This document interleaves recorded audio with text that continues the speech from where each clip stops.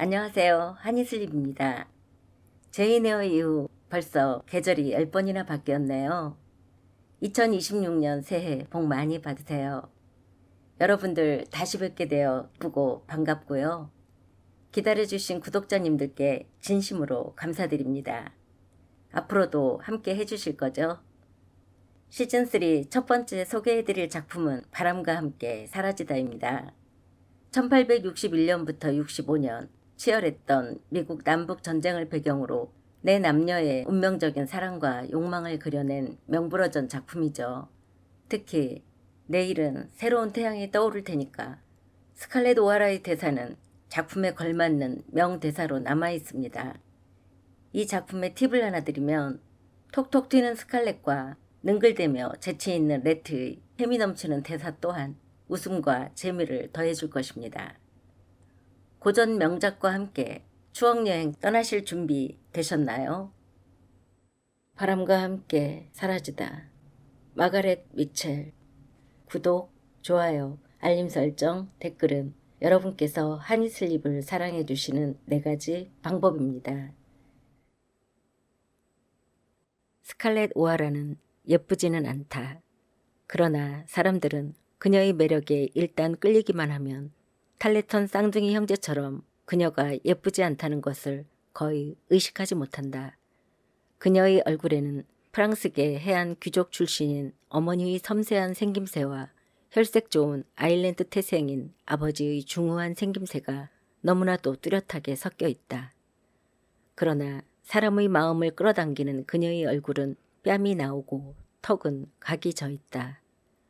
눈은 갈색이라고는 조금도 찾아볼 수 없는 밝은 연두색이며 빳빳한 검은 속눈썹은 가지런히 늘어선 별처럼 반짝였고 눈꼬리는 약간 치켜 올라갔다. 그 위에 숱 많고 까만 눈썹은 위로 약간 뻗어 올라가 목련처럼 아름답고 고운 피부에 선명한 선을 긋고 있었는데 이런 피부색은 남부 여성들이 가장 좋아하는 빛깔이다. 그러기에 그녀들은 모자나 베일로 얼굴을 가리고 장갑을 끼어 따가우리만큼 내리쬐는 조지아의 태양으로부터 그 피부를 정성껏 보호한다. 1861년 4월의 푸르고 화창한 어느 오후 아버지의 농장인 테라의 앞 베란다에 드리워진 신선한 그늘에서 스튜어트와 브렌트 탈레턴과 함께 앉아 담소를 나누고 있는 스칼렛의 모습은 흡사 한 폭의 그림과도 같았다. 새로 만든 초록빛 꽃무늬로 수놓은 모슬린 드레스는 12마나 되는 감을 파도처럼 펼쳐 허리를 덮고 있었는데 최근에 아버지가 애틀란타에서 사온 납작한 초록색 모로코 슬리퍼와 아주 잘 어울렸다. 스칼렛의 옷은 인근 새 고울 중에서 가장 가늘고 날씬한 허리를 뚜렷이 드러내주는데 가장 알맞은 옷이었다. 몸에 착 달라붙게 입은 상의 사이로 불쑥 튀어나온 젖가슴은 그녀를 16살인 그녀의 나이에 비해 훨씬 성숙하게 보이게 했다. 펼쳐진 스커트의 부드러움, 신용형으로 깔끔히 빗은 머리의 얌전함, 귀엽고 조그만 두 손을 무릎 위에 다소곳이 포개 놓은 고요함이 그녀의 외모를 애써 가리우고 있었지만 그러나 그녀의 참모습을 감출 수는 없었다. 정성스럽게 꾸민 그녀의 귀여운 얼굴 속에 파묻힌 연두빛 눈은 항상 설레고 욕망에 사로잡혀 있었기에 단정하게 꾸민 그녀의 몸가짐과는 판이하게 달라 보였다. 그녀의 행동은 어머니의 온유한 교훈과 엄격한 훈련으로 억지로 가꾸어진 것이었으나 그녀의 눈만은 자기의 것이었다. 그 옆에는 쌍둥이 형제가 무릎까지 올라오는 장화를 신고 승마로 단련된 튼튼한 다리를 제 멋대로 꼬고 의자에 아무렇게나 주저앉아 색안경을 끼고 태양을 비스듬히 올려다보면서 실없이 웃거나 농담을 하고 있었다. 이 쌍둥이는 19살로서 키는 똑같이 6피트 2인치였다. 골격은 늘씬하고 근육은 단단했으며 얼굴은 태양빛에 그을렸고 머리는 붉은 갈색, 눈은 항상 즐거움에 가득 차 있었으며 거만한 모습을 보활한 듯이 드러내고 있는 차림새는 똑같은 푸른 코트에 겨자빛 바지를 입고 있었다. 마치 두 개의 목화송이처럼 그들은 멋있어 보였다. 늦은 오후 그리 따갑지 않은 태양이 정원을 비스듬히 내리쬐고 있었다. 실록을 배경으로 하여 겹겹이 뭉쳐 활짝 핀 층층나무의 흰 꽃송이는 이 따스한 햇빛을 받아 화사하게 반짝이고 있었다. 마차 옆에는 쌍둥이 형제의 커다란 말 두 필이 묶여져 있었는데 주인의 머리카락처럼 붉은 빛이 도는 말이었다. 말 주위에는 스튜어트와 브렌트가 가는 곳마다 졸졸 따라다니는 여위고 신경이 예민한 사냥개들이 서로 으르렁거리고 있었다. 그리고 약간 떨어진 곳에는 부리망을 쓴 마치 귀족인 채 폼을 잡고 있는 검은 얼룩무늬의 달마치약의 한 마리가 쪼그리고 앉아 주인들이 저녁 식사를 하러 집으로 빨리 돌아가기를 끈기 있게 기다리고 있었다. 사냥개와 말과 쌍둥이 형제는 어디든지 늘 함께 다니지만 이들은 그 이상의 끈끈한 관계를 맺고 있었다.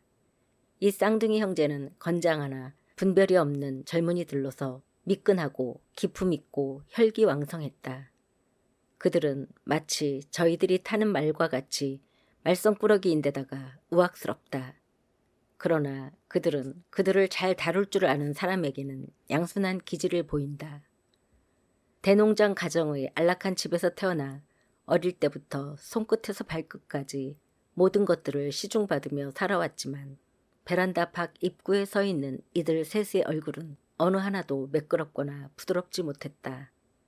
그들은 무한히 펼쳐진 대자연 속에서 일생을 보내며 독서와 같은 따분한 일에는 골머리를 앓지 않는 자연인의 강인한 기상과 야성미를 지니고 있었다. 조지아주 북부의 클레이턴은 아직 개척 중이어서 새로웠으며 오가스타나 사바나나 찰스턴의 생활에 비하면 약간 야성적이었다. 그러므로 남부 여러 지역의 좀 더 안정되고 전통이 있는 지방에서 사는 사람들은 북부 조지아 사람들을 깔보기는 하지만 북부 조지아주에 속한 이곳에서는 고전적인 교육이 주는 우아함은 없었으나 문제가 되는 여러 가지 일상생활을 능숙하게 처리해 나가는 사람이라면 그 어느 누구도 훌륭한 교육을 받지 못한 것을 부러워하지는 않았다. 좋은 목화를 생산하고 승마를 잘하고 사격에 뛰어나고 경쾌하게 춤을 추고 부인들에게 우아하게 대하고 신사처럼 술을 마시고 다니는 것, 이러한 것들이 그들이 해야 하는 중요한 일이었던 것이다. 이러한 방면에서 이 두 사람을 능가할 자는 아무도 없었다. 그러나 그들은 이러한 특출한 면에서와 마찬가지로 책 속에 담겨있는 내용을 깨우치는데 매우 재능이 부족한 면에서도 단연 두각을 나타내고 있었다. 그들의 집은 그 고을의 어느 가정보다도 많은 돈과 말과 노예들을 소유하고 있었다. 그러나 그들의 기초 학문은 그 어떤 가난한 백인 농민보다도 뒤떨어졌다. 스튜어트와 브렌트가 화사한 봄날 4월의 어느 오후에 테라의 목장에서 한가하게 소일하고 있는 것도 무의도식하는 생활이 그들의 몸에 배어있기 때문이다. 마침 그날은 그들이 조지아 대학에서 퇴학당해 쫓겨온 날이기도 했다. 그 대학은 2년 동안에 그들을 퇴학시킨 네 번째 대학이었다. 재미있는 사실은 그들의 형인 톰과 보이드도 쌍둥이 동생들을 환영하지 않는 학교에는 더 이상 다닐 수 없다고 하며 그들과 함께 나와버린 일이다. 스튜어트와 브렌트는 이번의 퇴학 처분을 하나의 매우 재미있는 장난거리로 받아들이고 있었으며 스칼렛도 페이에트빌 여학교를 졸업한 지 1년이 지났는데도 거의 책 한 권을 자진해서 읽어본 적이 없는 터라 그들이 퇴학을 재미있는 이야기로 생각하고 있었다. 당신들 두 사람이나 톰은 퇴학당한 것을 아무렇지도 않게 생각하시겠지만요. 하고 그녀는 말했다. 하지만 보이드는 다를 텐데요. 그는 교육받을 각오가 된 사람 같던데요. 그런데도 당신들 두 사람은 버지니아 대학, 엘라베마 대학, 남캐롤라이나 대학, 그리고 이번에 조지아 대학을 퇴학당했으니 이런 식으로 나간다면 그는 영원히 대학을 졸업하지 못할 거 아니에요? 형은 페이에트빌에 있는 파멀리 판사님 사무실에서 법률 공부를 할 수 있으니 그리 큰 걱정은 없어요. 게다가 이 일은 큰 문제가 안 되죠. 어차피 학기가 끝나기 전에 돌아와야만 했었을 테니까요. 하고 브렌트는 대수롭지 않게 말했다. 왜죠? 빌어먹을 전쟁 때문이죠. 언제 전쟁이 터질지 모르는 상황이니까. 물론 당신은 만에 하나 전쟁이 터졌을 때 우리들 중 그 누구도 대학에 머물러 있으리라고는 생각지 않으시겠죠? 하지만 전쟁은 결코 일어나지 않을 거예요. 하고 스칼렛은 전쟁 이야기엔 실증이 난다는 듯이 말했다. 그건 모두 이야기일 뿐이에요. 왜냐하면 지난주 애슐리 윌키스 부자가 와서 저희 아버지한테 이야기하는 것을 들었어요. 워싱턴에 파견된 남부 대표들이 남부 동맹에 관해서 링컨과 우호적인 합의에 이르게 될 것이라고요. 어쨌든 양키놈들이 우리 남부를 너무 무서워해서 싸우기를 꺼린다나 봐요. 그러니 전쟁은 없을 거예요. 이젠 전쟁 이야기만 들어도 지겨워요. 전쟁이 안 일어난다고요? 하고 쌍둥이 형제는 마치 자기네들이 기만이나 당한 것처럼 불쾌한 얼굴로 소리쳤다. 천만의 말씀, 틀림없이 전쟁은 일어나요. 하고 스튜어트가 말했다. 양키놈들은 우리를 무서워하는지도 모릅니다. 그렇지만 그저께 보르가드 장군이 섬터 요새를 포격하였는데 이런 식으로 나가면 그들도 싸울 수밖에 없겠지요. 그렇지 않으면 전 세계 사람들이 그들에게 겁쟁이라는 딱지를 붙여줄 테니까요. 그런 상황이니 남부 동맹은 스튜어트가 이렇게 말하자 지루한 이야기를 더 이상 참지 못하는 스칼렛이 단호하게 말했다. 만일 전쟁 이야기를 한 번만 더 입에 올리면 집 안으로 들어가서 문을 닫아버리겠어요. 남북 분리라는 말이면 몰라도 전쟁이라는 낱말처럼 내 생애에서 가장 진절머리 나는 것은 없어요. 우리 아버지는 아침이고 낮이고 밤이고 때를 가리지 않고 온종일 전쟁 이야기만 할 뿐이에요. 게다가 찾아오는 신사들도 섬터 요새니 주의 주권의 독립이니 링컨이 어쨌느니 온통 그런 이야기들 뿐이어서 마침내는 소리를 지르고 싶을 만큼 진절머리가 나요. 그리고 심지어 젊은이들까지도 온통 전쟁에 관한 이야기와 저 구식 기병대에 관한 이야기들 뿐이에요. 금년 봄에 파티가 재미없었던 것도 젊은이들이 온통 전쟁 이야기만을 했기 때문이죠. 조지아주가 북부와의 분리를 크리스마스가 끝날 때까지 연기한 것을 나는 매우 기뻐하고 있었어요. 그렇지 않았더라면 크리스마스 파티 또한 엉망이 돼버렸을 거예요. 다시 한번 전쟁 이야기를 입에 담는다면 집 안으로 들어가 버릴 거예요. 그녀가 말한 것은 진심이었다. 왜냐하면 그녀에게는 자기가 화제의 중심이 되지 않는 그 어떤 대화도 오랫동안 참고 들을 만한 인내력이 없었기 때문이다. 그러나 그녀는 말을 할 때 의식적으로 보조개를 짓고 빳빳하고 검은 속눈썹을 마치 나비의 날개처럼 가볍게 움직이곤 했다. 그럴 때 청년들은 그녀가 의도했던 대로 그만 매료당하고 마는 것이다. 그리고 자기들이 그녀를 지루하게 한 것에 대해 재빨리 사과했다. 그녀가 전쟁에 흥미를 갖고 있지 않다고 해서 스칼렛에 대한 그들의 생각을 바꿀 수는 없었다. 오히려 그런 매력 때문에 그녀를 더욱 따르고 생각하게 되었다. 그리고 전쟁은 남자의 일이지 결코 여자의 일은 아니기 때문에 그녀의 태도를 오히려 여성적인 것으로 간주했다. 간신히 지겨운 전쟁 이야기로부터 그들을 떼어놓은 후에 비로소 그녀는 그들의 현재의 상황에 대한 관심으로 돌아갔다. 당신들 두 사람이 퇴학당한 것에 대해서 어머니는 뭐라고 하시던가요? 그 젊은이들은 석 달 전 버지니아 대학으로부터 퇴학 처분을 받고 집으로 돌아왔을 때의 그들 어머니의 행동을 회상하면서 매우 거북스러운 표정을 지었다. 그게 말이죠. 하고 스튜어트가 말했다. 어머니는 아직까지 우리에게 이렇다 할 어떤 말씀을 하실 기회를 갖지 못했어요. 톰과 우리는 오늘 아침 어머니가 거동하시기 전에 일찍이 집을 몰래 빠져나와서 톰은 퐁텐댁에 가서 들어박혀 있고 우리들은 이리로 왔거든요. 하지만 어젯밤에 당신들이 집으로 돌아왔을 때 아무런 말씀이 없으셨나요? 어젯밤에 우리들은 아주 운이 좋았지요. 우리가 집에 도착하기 바로 직전에 어머니가 한 달 전에 주문한 새로운 종마가 켄터키로부터 막 도착했거든요. 사람들이 온통 야단법석을 떨고 있었어요. 스칼렛, 그 큰 짐승은 진짜 굉장한 말이었어요. 당신 아버님께 저희 집에 오셔서 말을 한번 구경하시라고 말씀드리세요. 하여간 그 말은 여기까지 오는 동안 자기를 돌봐주는 마부를 물었는가 하면 존스보로역에서 기다리고 있던 우리 집 검둥이들을 짓밟아 버렸으니까요. 그리고 우리들이 도착하기 전에 그 말은 마구간을 짓이겨서 어머니가 좋아하시는 늙은 종마 스트로베리를 반쯤 죽여놓았거든요. 우리들이 집에 돌아왔을 때 어머니는 마구간에 들어가 설탕 주머니를 들고 그 사나운 말을 달래고 계셨어요. 어머니는 말을 달래는 데에는 아주 도사예요. 검둥이들은 무서워서 마구간 기둥에 매달려 눈만 말똥거리고 있는데 어머니가 사람을 다루듯이 말에게로 다가가 뭐라고 속삭이자 말은 조용히 어머니 손에 있는 설탕을 핥기 시작하는 거예요. 말에 대해서는 어머니를 따라갈 만한 사람은 아무도 없어요. 그때 어머니께서 우리들을 보고 너희들은 대체 무엇 때문에 돌아들어왔니? 이집트의 연병보다도 더 귀찮은 존재들이야 하고 심한 책망을 하시려는데 마침 운 좋게도 말이란 놈이 콧김을 푸르르 내뱉으면서 뒷다리로 일어서려고 했어요.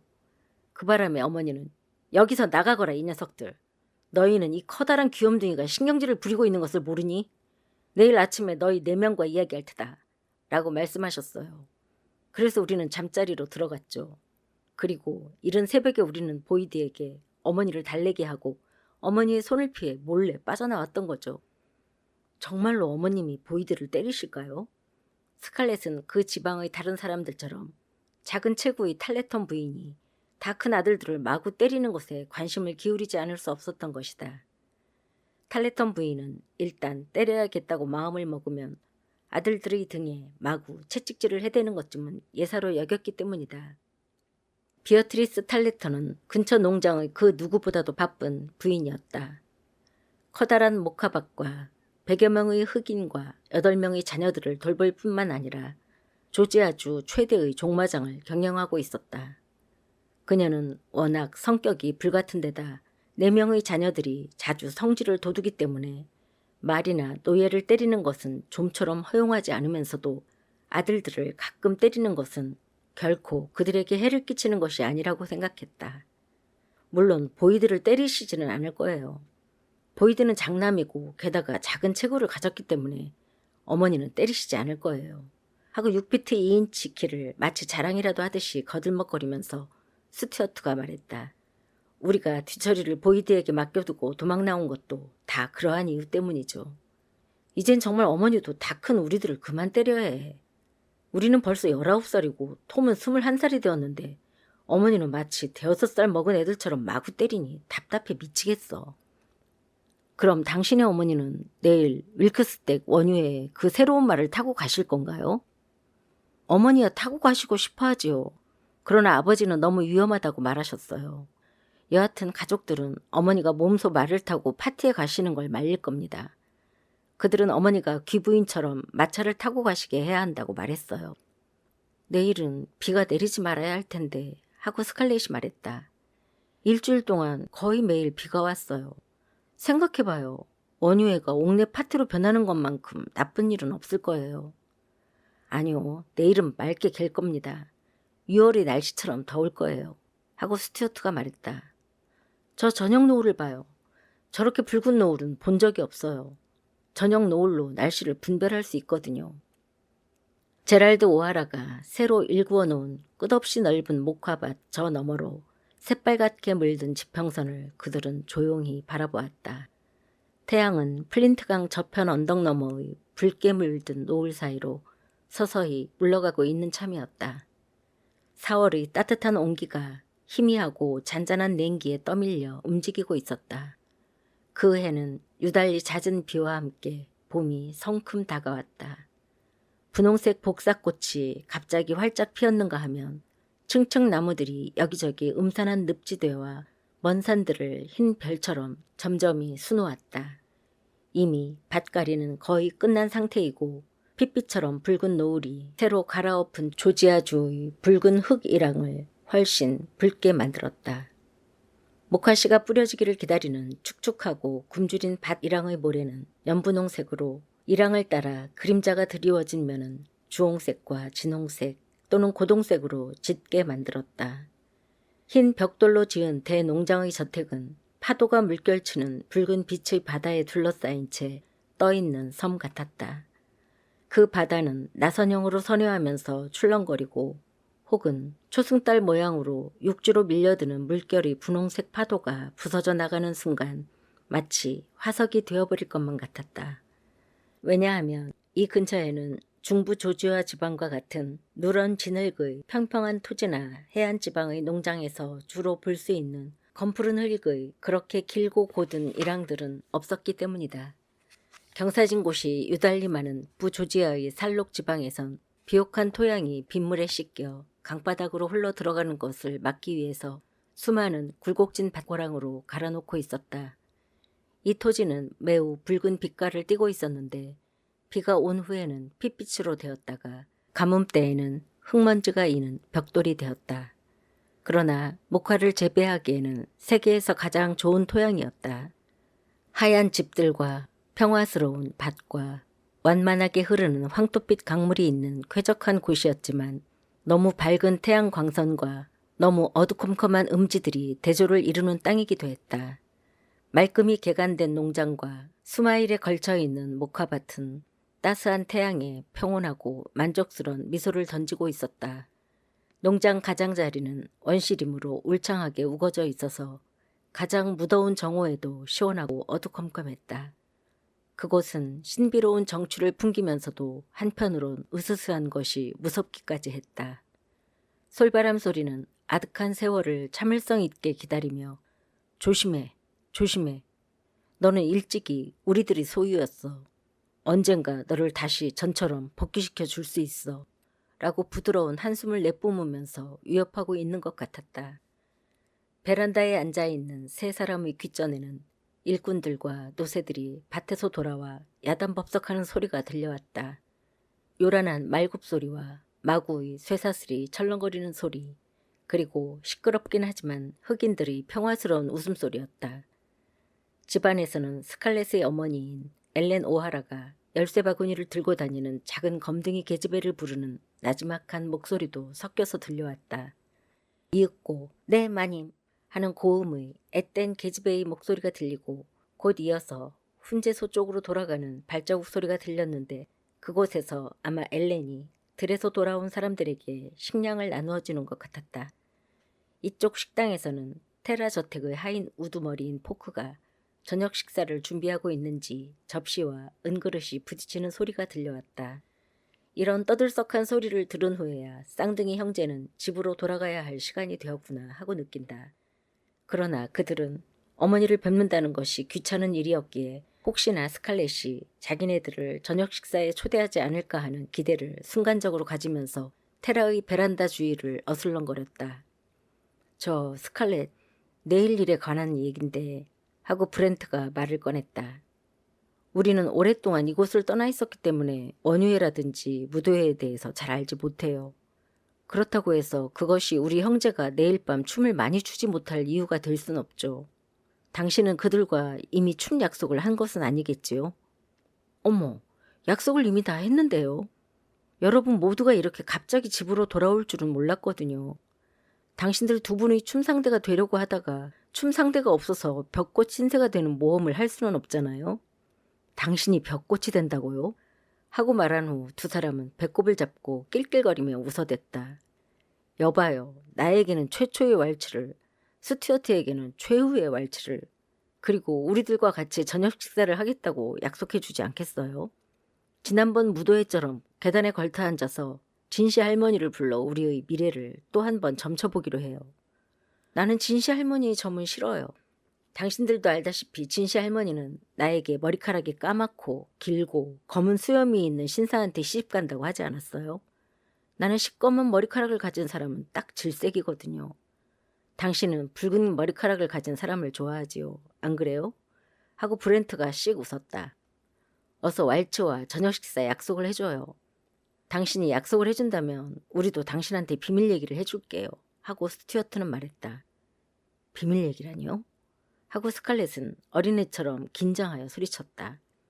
스튜어트, 어제 우리가 애틀랜타에서 들었던 그 얘기 말이야. 그것은 우리가 입을 꽉 다물고 있겠다고 약속했잖아. PT 아주머니가 알려주신 거야.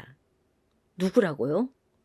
당신도 알고 있는 그 애틀랜타에 사는 애슐리 윌크스의 친척인 피터 패트 해밀턴 말이에요. 찰스 해밀턴과 멜라니 해밀턴의 고모 있잖아요. 예, 알고 있어요. 내 생에 한 번도 만나본 적이 없는 그 우스꽝스러운 아주머니 말이죠. 정말이에요. 우리가 어제 기차를 타려고 애틀랜타 역에서 기다리고 있었는데 그분의 마차가 역 앞으로 지나가다가 우리 앞에 멈춰서더니 내일 밤 윌크스 무도회 때 약혼 발표가 있을 예정이라고 우리에게 지나가는 말로 획 던지고 가버렸어요. 아, 그 일이라면 나도 알고 있어요. 스칼렛은 약간 실망한 듯이 말했다. 어리석은 그 아주머니의 조카 찰스 해밀턴과 하니 윌크스와의 관계 말이죠. 물론 남자 쪽은 약간 미온적인 태도를 보일 때도 있지만 언젠가 그들은 결혼할 것이라는 사실을 이미 수년 전부터 알고 있었는 거요. 정말 당신은 찰스가 어리석다고 생각해요? 하고 브렌트가 물었다.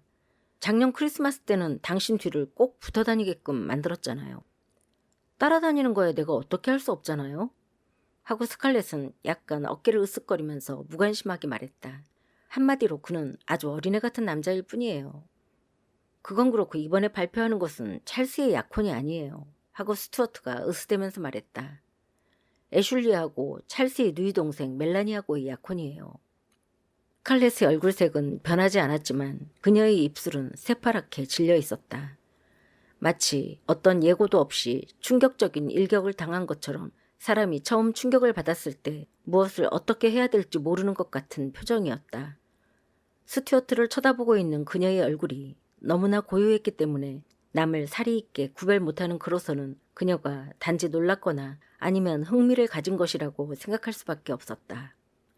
PT 부인이 우리들에게 말하기를 멜라니의 건강 때문에 결혼을 내년으로 미루려고 했었대요. 그러다가 시국이 시끄럽고 늘 전쟁 이야기만 오고 가는 상황에서 빨리 결혼시키는 것이 좋겠다는 것이 양가 모두의 공통된 의견이었다고 말하더군요. 그래서 내일 밤 저녁 식사 때 발표하기로 했다나 봐요. 자, 스칼렛, 우리가 비밀을 다 털어놓았으니 당신은 우리와 내일 저녁 식사를 같이 하겠다고 약속하는 거죠? 물론 하겠어요. 하고 스칼렛은 기계적으로 대답했다. 그리고 왈츠도 전부 추는 거죠? 네, 전부 추겠어요. 멋져. 다른 녀석들이 분해서 발을 동동 구를 거야. 그러면 어때? 하고 브렌트가 말했다. 우리 둘이 그들을 다룰 수 있어. 스칼렛, 아침 원효회에도 우리와 함께 앉아주는 거죠? 뭐라고요? 스튜어트는 같은 말을 되풀이했다. 물론이죠. 형제는 서로 기쁜 듯이 쳐다보았지만 한편으로는 약간의 놀라움을 금할 수가 없었다. 그들이 비록 스칼렛에게 가장 호감을 주는 대상이라고는 스스로들 생각했지만 어쩐지 이번만큼 이렇게 쉽게 호의를 받아낸 적은 지금까지 없었기에 그들은 약간 의아해했다. 보통 그들은 그녀에게 간청하기도 했고 심지어 졸라대기도 했었지만 번번이 대답을 끌었었다. 어떤 때는 살살 구슬려도 좋다든가 싫다든가 하는 대답이 없었고 그들이 성을 낼라치면 냉담해지곤 했었다. 그런데 지금은 그녀는 사실 내일의 모든 계획을 이 두 사람에게 맡긴 거나 다를 바가 없었다. 즉 원효회에서 함께 자리를 하는 것, 무도회를 장식할 왈츠와 저녁 식사를 약속했다.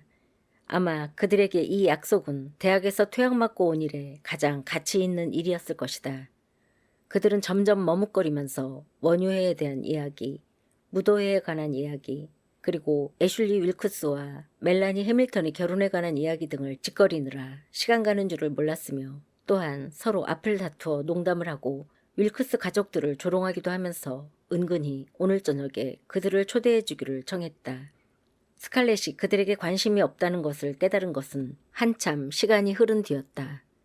분위기는 좀 전과 같지 않아 무거운 느낌을 주었으며 쌍둥이들은 뭐라고 설명할 수는 없었지만 하여간 오후의 아름답고 즐거웠던 시간은 차츰 사라지고 있었다.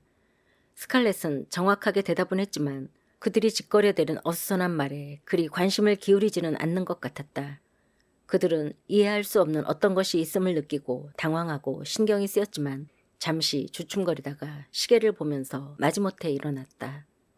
태양은 새로 경작한 밭을 가로질러 멀리 사라지고 있었으며 강 건너편에 우뚝우뚝 솟은 키 큰 나무들은 그림자처럼 검고 어렴풋이 보였다.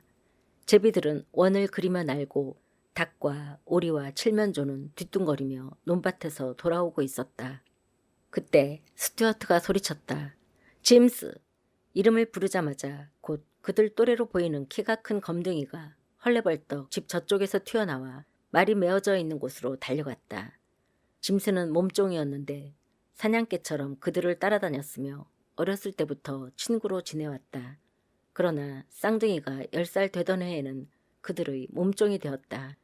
그를 보자마자 탈레턴의 사냥개들은 붉은 더미 속에서 일어나 주인들을 반갑게 맞이했다. 두 사람은 스칼렛에게 허리를 굽혀 악수를 하고는 내일 아침 일찍 윌크스의 집에서 기다리겠노라고 말했다. 그리고 재빠르게 길로 내려가서 말에 올라타 짐스를 뒤따르게 한 다음 그녀에게 모자를 흔들며 큰 소리로 작별 인사를 하면서 삼나무 가로수길을 힘차게 달려가는 것이었다. 먼지가 휘날리는 도로를 돌아 테라 저택이 그들의 시선에서 사라졌을 때 브렌트는 층층나무의 그늘진 곳에 말을 세웠다. 역시 스튜어트도 그를 따라 말을 세웠으며 검둥이는 그들보다 몇 걸음 뒤에 쳐져서 말을 멈추었다. 말은 고삐가 느슨해진 것을 느끼고 목을 길게 세웠다가 다시 내려 부드러운 봄풀을 뜯어먹기 시작했으며 인내심이 강한 사냥개들은 다시 부드러운 붉은 흙먼지 위에 털썩 웅크리고 주저앉아 어두워져가는 붉은 노을 속에서 제비들이 이리저리 원을 그리며 나는 것을 재미있는 듯이 조용히 쳐다보고 있었다. 브렌트의 크고 순박한 얼굴은 의아해하면서도 약간 녹이 띈 표정을 지었다. 네가 보기에 그녀가 우리를 저녁 식사에 초대할 것 같지 않았었니? 나는 초대하리라고 생각했었지 하고 스튜어트는 말했다. 초대한다는 말이 나오기를 줄곧 기다렸어. 그런데 영영 안 하던데. 왜 그랬는지 알겠어? 모르겠어. 단지 그녀가 우리를 초대해 줄 것이라는 막연한 느낌을 일방적으로 받았을 뿐이야. 어쨌든 우리가 집에 온 첫날이고 그녀도 우리를 본 지가 오래됐잖아. 그리고 우리들은 할 얘기가 많지 않았니? 그녀는 처음에 우리가 갔었을 때에는 매우 기뻐하는 것 같았었는데 나 역시 그렇게 생각했었지. 그런데 말이야. 한 반 시간쯤 전부터 머리가 아프기라도 한 것처럼 조용해졌지. 그렇지 않니? 나도 그것을 느꼈지. 그러나 신경은 안 썼어. 도대체 뭐가 불편했을까? 모르겠어. 우리가 그녀를 언짢게 할 만한 행동은 하지 않았잖아. 그들은 잠시 둘 다 생각이 잠겼다. 그런 일은 어떻게 해석해야 할지 모르겠어. 게다가 스칼렛의 성격은 너무 직선적이기 때문에 그녀가 한번 화가 났다 하면 주위에 있는 모든 사람들이 다 알아차릴 만큼 요란스럽거든. 그녀는 다른 여성들처럼 자기 자신의 감정의 변화를 감추지는 않으니까 말이야. 그래, 나는 그런 성격이 좋더라. 그녀는 화를 낼 때 돌아다니면서 쌀쌀하게 대하거나 꽁한 감정을 품고 있지 않고 곧 그것을 나타내버리지. 하지만 그녀가 갑자기 말문을 닫고 피곤한 기색을 드러낸 것은 어쩌면 우리의 행동이나 아니면 대화 가운데서 실수가 좀 있었기 때문일지도 몰라. 왜냐하면 우리가 갔을 때 그녀는 굉장히 반가워했고 당장이라도 저녁 식사에 초대할 것 같았거든. 우리가 퇴학 맞은 것 때문에 그랬을까? 이런 바보 같으니 쓸데없는 소리 마. 그 얘기를 꺼냈을 때 그녀도 함께 웃었어. 그리고 스칼렛도 역시 우리와 마찬가지로 학문을 그다지 대단하게는 여기지 않잖아. 브렌트는 안장을 돌리고 검둥이 마부를 불렀다. 짐스. 예. 우리가 스칼렛 아가씨와 이야기하는 것을 들었니? 아니요, 브렌트 도련님. 도련님은 흑인들이 백인들의 이야기를 엿듣는다고 생각하세요? 엿듣고 있었잖아. 너희 검둥이들은 우리들이 하는 일들을 다 알고 있잖아. 이 거짓말쟁이 놈아. 내 눈으로 똑똑히 보았어. 네 놈은 베란다 근처로 슬그머니 다가와서 벽가에 드리워져 있는 제스민의 그늘에 웅크리고 앉아 있었잖아. 그러니 네 놈은 들었을 거야. 우리가 한 말 중에서 스칼렛 아가씨를 화나게 할 만한 것이 있었느냐? 이렇게 다그치는 바람에 짐스는 더 이상 얘기를 엿듣지 않았다고 우길 수가 없어 시꺼먼 눈썹만을 겸연쩍게 비비댔다. 아니요. 도련님들께서는 아가씨를 화나게 할 만한 말씀은 하나도 하시지 않았어요. 그분이 오래전부터 도련님들을 만나고 싶어 했는데 마침 오셨으니 얼마나 기쁘셨겠어요. 그냥 그분은 새처럼 재미있게 숨쉴 겨를도 없이 조잘거렸어요. 그런데 도련님께서 애슐리 도련님과 멜라니 해밀턴 아가씨가 결혼하신다는 말을 스칼렛 아가씨에게 하자 갑자기 그분은 새가 매를 보고 놀라듯이 입을 다물고 말았어요. 쌍둥이는 서로 얼굴을 마주보며 고개를 끄덕거렸으나 도무지 이해가 가지 않는 일이었다. 짐스의 말이 옳아. 하지만 왜 그랬는지 알 수가 없군. 하고 스튜어트가 말했다. 빌어먹을. 애슐리란 놈은 그녀에게 친구 이상의 어떤 사이도 아니잖아. 그놈에게 그렇게 열중할 리가 없어. 그녀가 열중하고 있는 것은 바로 우리니까. 브렌트는 스튜어트의 말에 고개를 끄덕였다. 이렇게 생각하면 어떨까? 애슐리가 내일 저녁에 결혼한다는 소식을 다른 사람들에게 알리기 전에 친한 친구인 자기에게 먼저 알리지 않았다고 해서 화가 난 것이 아닐까? 여자는 결혼에 관한 소문에 한해서는 어느 누구보다도 먼저 소식을 듣는 것을 대단하게 여기거든. 물론 그럴 수도 있겠지. 하지만 그가 그녀에게 먼저 이야기하지 않았다고 해서 그게 그렇게까지 잘못된 것일까? 그런 일은 조용히 비밀스럽게 간직하고 있다가 때가 되면 놀라게 해주려는 것일 수도 있거든. 아니, 생각해봐. 자기의 약혼을 조용하게 간직하려고 하는 것은 남자의 특권이 아니겠어? 설령 멜리의 고모님이 우리에게 이야기하지 않았다 할지라도 쉽게 알 수 있었을 거야. 스칼렛 역시 언젠가는 애슐리가 멜라니와 결혼할 것이라는 사실을 알았을 텐데, 사실 우리도 수년 전부터 그 사실을 알고 있었거든. 윌크스가와 해밀턴가는 늘 자기네 사촌끼리 결혼을 했거든. 모든 사람들이 애슐리와 멜라니가 결혼할 거라고 짐작하고 있었거든. 마치 하니 윌크스가 멜라니의 오빠인 찰스와 결혼하게 될 것이라고 짐작하고 있는 것처럼 말이야. 이제 그런 공상은 그만두기로 하자. 하지만 그녀가 우리를 저녁 식사에 초대하지 않은 것만은 매우 유감이야. 나는 사실 집으로 돌아가고 싶지 않아. 집에 가서 퇴학 맞은 것에 대해 어머니한테 꾸중 듣는 것도 이젠 지겨워. 이런 일이 어디 한두 번이었어야지. 아마 지금쯤 보이드가 어머니를 달래놓았을 거야. 작은 악당인 형은 말재주가 대단하잖아. 그래서 언제나 어머니를 달래곤 했잖아. 물론 그랬지. 하지만 이번 일은 시간이 걸릴 거야. 어머니가 정신이 없어 진절머리가 날 때까지 계속 얘기해야 되겠지. 그래서 마침내 어머니는 제풀에 지쳐 그런 입담은 접어두었다가 법률사무소를 차리거든 써먹으라고 하실 거야. 그러나 형은 아직 이렇다 할 시도도 하지 못했을 거야. 내가 확신하건대 어머니는 새로 사온 종마에 흥분하여 아직 우리가 집에 돌아왔다는 것조차 실감할 수 없는 상태일 테니까. 아마 저녁 때쯤이나 어머니는 식탁에서 보이드 형을 만나게 될 게 뻔해. 그리고 식사가 끝나기 전에 성을 돋우어 막 욕을 하면서 보이드를 못살게 굴겠지. 식사가 다 끝나고 대략 10시경이 되어서야 보이드는 어머니에게 말을 꺼낼 거야. 우리 형제가 그 대학 총장이 우리에게 한 말을 듣고서도 그 대학에 머무른다는 것은 우리들이 자존심에 관한 문제일 뿐만 아니라 가문의 명예와도 관련되는 것이라고 어머니를 설득시키겠지. 또 형이 어머니의 화를 우리들에게 돌리지 않고 대학 총장으로 돌리게 하여 어머니가 보이드에게 그따위 대학 총장을 왜 총으로 쏘고 오지 않았느냐고 소리 지르게 만드는 것도 아마 한밤중이나 돼서일 거야. 그러니 한밤중이 될 때까지는 집에 들어갈 수가 없어. 쌍둥이는 서로 수심에 잠겨 쳐다보았다.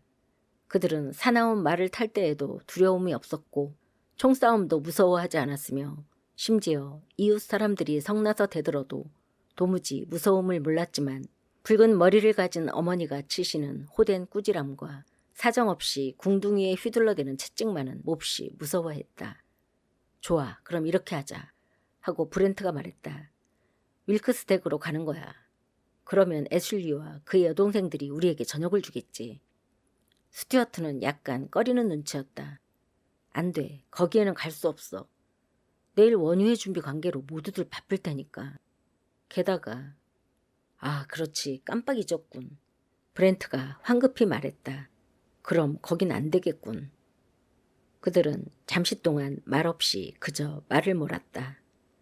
스튜어트의 붉은 뺨에는 당황하는 빛이 역력히 나타나 있었다. 지난해 여름까지만 해도 스튜어트는 인디아 윌크스에게 구애하고 있었다. 양가의 식구들이 모두 그들이 결혼에 찬성했으며 이러한 사실은 이 지방에서는 모르는 사람이 없었다. 아마 냉정하고 자제력이 있는 인디아 윌크스가 혈기 있는 스튜어트를 진정시키리라고 마을 사람들은 믿고 있었다. 어쨌든 당사자인 그들도 그렇게 되기를 간절히 원했었다. 아마 스튜어트가 결혼할 생각만 있었다면 그랬을는지도 모른다. 그러나 브렌트는 그들이 결혼하는 것을 못마땅하게 생각하고 있었다. 브렌트도 역시 그녀를 좋아했지만 그녀가 너무 평범하고 단조롭다고 생각했으며 스튜어트의 배우자로서는 부적합하다고 생각했다. 쌍둥이 형제가 의견 충돌을 일으킨 것은 이번이 처음이었다. 브렌트는 전혀 뛰어난 것이 없어 보이는 그런 여자에게 스튜어트가 관심을 갖는 것을 못마땅하게 여겼다. 그럴 즈음 작년 여름에 존스보로의 참나무 숲에서 정치 토론회가 있었다. 그때 그들은 우연히 스칼렛 오하라를 주목하게 되었다. 물론 그녀는 어릴 때부터 가장 좋은 소꿉친구로 지내왔었다. 왜냐하면 그녀는 그들처럼 말도 잘 타고 나무도 잘 탔기 때문이다. 그러나 지금은 놀라웁게도 이 세상에서 가장 매력적인 여인으로 성장해 있었던 것이다. 그들은 처음으로 그녀의 푸른 눈이 얼마나 부드럽게 움직이는지, 그녀가 웃을 때면 얼마나 보조개가 깊게 파이는지, 그녀의 손이나 발의 움직임이 얼마나 사랑스러운지, 그리고 그녀의 허리가 얼마나 매력적인지를 깨닫기 시작했다. 그들이 재치 있는 말에 그녀는 크게 웃고 기뻐했으며, 그리고 그녀가 자기들을 주목할 만한 젊은이로 보고 있다는 느낌에 힘얻어 그들은 평소의 자기들보다 훨씬 더 열심히 잘 보이려고 노력했다. 그날은 쌍둥이 형제에게 있어서 생애 최고의 행복한 날이었다. 그 후에 그들은 항상 그것을 이야기하면서 왜 우리가 전에는 스칼렛 오하라의 매력을 발견하지 못했을까 하고 이상히 생각했다. 그들은 그것에 대한 정확한 해답을 찾지 못했다. 그러나 그 해답은 바로 그날에야 비로소 스칼렛이 그들로 하여금 자신의 매력을 깨닫게 하겠다고 마음을 먹었기 때문이다. 그녀는 천성적으로 자기를 사랑하는 사람이 자기 외에 다른 여자를 사랑하는 것을 도저히 참을 수 없었다. 그리고 인디아 윌크스와 스튜어트가 토론회에서 다정하게 있는 것을 보자 그녀의 약탈적인 기질이 가만히 있을 수가 없었던 것이다. 그녀는 스튜어트만으로 만족지 않고 브렌트까지도 사로잡았으며, 그것도 두 사람 모두가 그녀의 매력에 압도되게 하는 철저함을 보였던 것이다. 그래서 지금은 그들 둘이 다 그녀를 사랑하게 되었다. 인디아 윌크스도 브렌트가 구해야 하는데 그다지 열성적이지는 않았던 러브조이에 사는 레티멀로도 이제는 그들이 마음속에서 뒷전으로 밀려났다. 만약 스칼렛이 그 두 사람 중에서 한 명을 선택하게 된다면 패배자는 어떤 행동을 취할까? 쌍둥이는 결코 이런 문제까지는 생각지 않았다. 그러나 그럴 경우에는 어쩔 수 없이 각자 나름대로 알아서 해결해야 한다는 결심은 선 것 같았다. 현재로서는 한 여자에 대한 그들의 의견이 다시 일치함에 만족했다. 그 이유는 서로 간에 아무런 질투가 없었기 때문이다. 그러나 이러한 상황은 동네 사람들로 하여금 흥미를 자아내게 했고, 스칼렛을 탐탁지 않게 여기는 쌍둥이 어머니를 어리둥절하게 만들었다. 그 조그만 계집애가 너희들 중에 하나를 선택한다면야 괜찮은 일이겠지 하고 그녀는 말했다. 그러나 그 애가 너희 둘을 동시에 다 선택하게 된다면 아마 너희들은 유타주로 이사가야 할 게다. 물론 모르몬교 신자들이 너희들을 공손히 받아줄는지는 의문이지만, 내가 걱정하는 것은 너희들이 그 두 얼굴로 연두빛 눈을 가진 계집애에게 속 태우고 질투하다가 끝내는 서로 총질할 날이 오지는 않을까 하는 것이다. 그렇게 선택하는 것도 나쁘진 않겠지. 토론회가 있던 날 이후로 스튜어트는 인디아와 자리를 함께하는 것이 불편했다. 인디아가 갑자기 변해버린 자기의 태도에 대해 책망한 일이 있었다거나 그런 표정이나 몸짓을 해보여서가 아니다. 그녀는 지나치리만큼 요조한 숙녀였다. 스튜어트는 항상 그녀를 보면 죄책감을 느꼈고 마음이 편치 않았다. 그는 그녀가 자기를 사랑하도록 만들었고 아직도 그녀가 자기를 사랑하고 있음을 알고 있었다. 그러기에 그는 마음속 깊이 자기가 신사의 도리를 행하지 않았음을 부끄러워했다. 아직까지 그는 그녀를 매우 좋아하고 있으며 또 그녀의 차분하고 교양 있는 가정 교육과 학문, 그리고 그녀가 지니고 있는 진실한 성품들을 존경하고 있었다. 다만 애석하게도 스칼렛의 밝고 언제나 변화무쌍한 매력에 비하면 그녀는 너무도 생기가 없어 매력이 없고 언제나 한결같아 변화가 없었다. 인디아와 함께 있을 때에는 그녀가 자신을 어떻게 생각하는지 잘 알 수 있었다. 그러나 스칼렛과 함께 있으면 그것을 짐작할 수조차 없었다. 그런 것은 남자들을 미치게 했지만 그러나 그것은 또한 매력이었다. 그럼 케이드 캘퍼트의 집으로 가서 거기서 저녁을 먹자. 스칼렛이 말하기를 캐슬린이 찰스턴에서 돌아왔다고 했거든. 어쩌면 그녀는 우리가 듣지 못했던 섬토 요새의 소식을 갖고 왔을지도 몰라. 캐슬린한테 갈 필요는 없어. 내가 장담하겠는데 그 여자는 요새가 항구 안에 있는지 없는지조차도 알지 못하는데 하물며 우리가 포격하여 쫓아낼 때까지 그곳에 양키놈들이 가득했었다는 사실은 더 알 까닭이 없지. 아마 그 여자가 아는 거라곤 그녀가 참석한 무도회라든지 그녀가 사귄 남자친구들에 대한 것일 뿐일 거야. 하지만 그녀의 수다를 들어보는 것도 재미있지 않겠어? 어머니가 잠자리에 드실 때까지 숨어 있을 수도 있고 말이야. 그래, 할 수 없지. 나도 캐슬린을 좋아하고 또 캐롤레트와 찰스턴에 있는 다른 여러 사람들에 대한 소문도 듣고 싶지만 그녀의 계모인 북쪽 출신의 양키 아줌마와 같이 식사를 한다는 것은 견딜 수 없는 일이야. 스튜어트, 그렇다고 그녀에게 심한 말을 할 필요는 없어. 그녀는 자기 나름대로 원만하게 살려고 하니까. 그녀에게 심하게 굴려는 게 아니야. 나도 그녀를 딱하게 생각하고 있어. 하지만 나에게 동정받아야 할 사람을 나는 싫어하거든. 그녀는 자기 딴엔 옳은 일을 한답시고 우리를 편하게 해주려고 호들갑을 떨지만 항상 말하는 것이나 행동하는 것이 다 그릇된 방향으로 흐르고 말거든. 나는 그녀를 보면 불안을 느껴. 게다가 그녀는 남부인들을 야만인이라고 생각하고 있어. 우리 어머니한테도 그렇게 말한 적이 있다더군. 그녀는 남부인들을 두려워하고 있지. 우리가 그곳에 갈 때마다 그녀는 늘 섬뜩해하더군. 그녀를 보면 의자에 쭈그리고 앉아있는 여인 달그의 모습을 연상하게 돼. 그녀의 눈은 막지만 멍하니 겁에 질린 듯해서 누가 약간의 동작만 취해도 깜짝 놀라 끙끙거린단 말이야. 그녀만 나무랄 수는 없어. 바로 네가 케이드의 다리를 총으로 쏘았잖아. 그래, 내가 몹시 술에 취해 있었지. 그러지 않았다면 그런 일은 절대로 하지 않았을 거야. 하고 스튜어트가 말했다. 그리고 케이드도 나를 좋지 못한 감정으로 대한 일은 없잖아.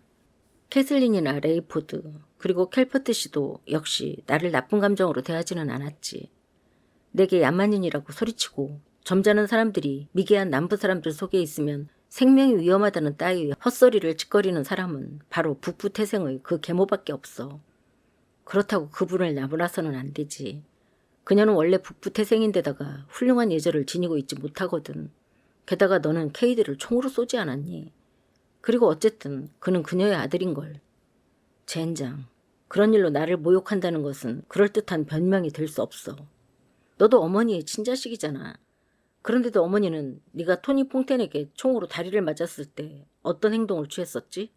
아무런 행동도 취하지 않았잖아. 단지 상처를 치료하기 위해 노 의사인 퐁텐을 불러오게 하고 토니의 겨냥이 어긋난 이유가 무엇이냐고 물었지.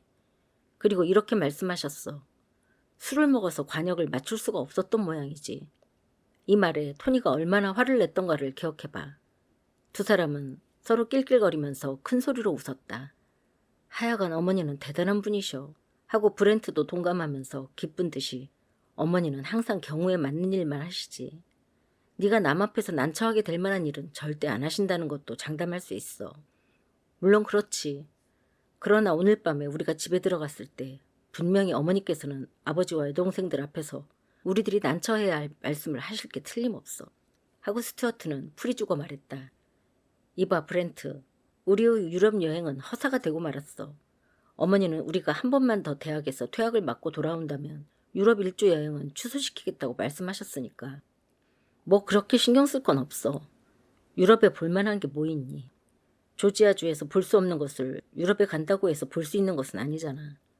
그곳의 말들이 우리 말보다 더 빠를 리는 없을 테고 여자들도 여기 여자만큼 예쁘진 않을 거야. 그리고 라이 위스키도 우리 아버지의 것보다 더 좋을 리는 없지.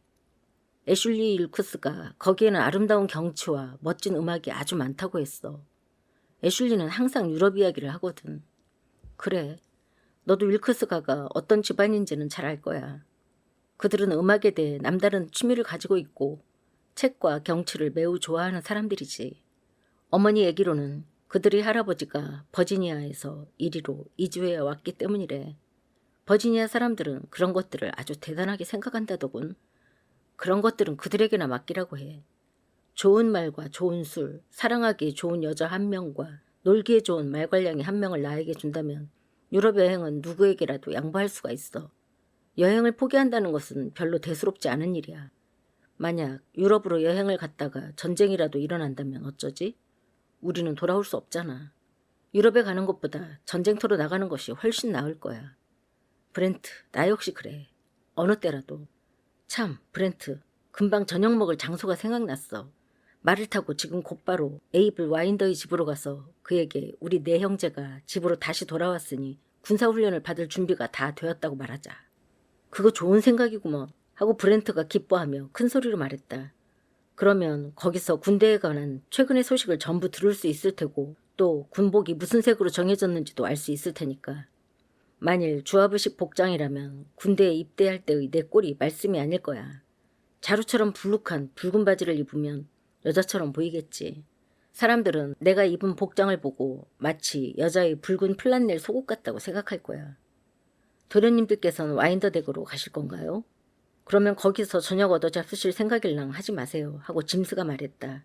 요리사가 죽었는데 아직 새로운 요리사를 구하지 못했거든요. 농장 일을 하는 검둥이에게 요리를 맡겼는데 이 주에서 제일 형편없는 요리사래요. 이거 참, 왜 다른 요리사를 구하지 않지? 가난한 백인 쓰레기가 어떻게 검둥이들을 살 수 있겠어요. 지금까지 그 집안은 4명 이상의 흑인을 고용한 적이 없었어요. 짐스의 목소리에는 솔직한 경멸의 뜻이 깃들어 있었다.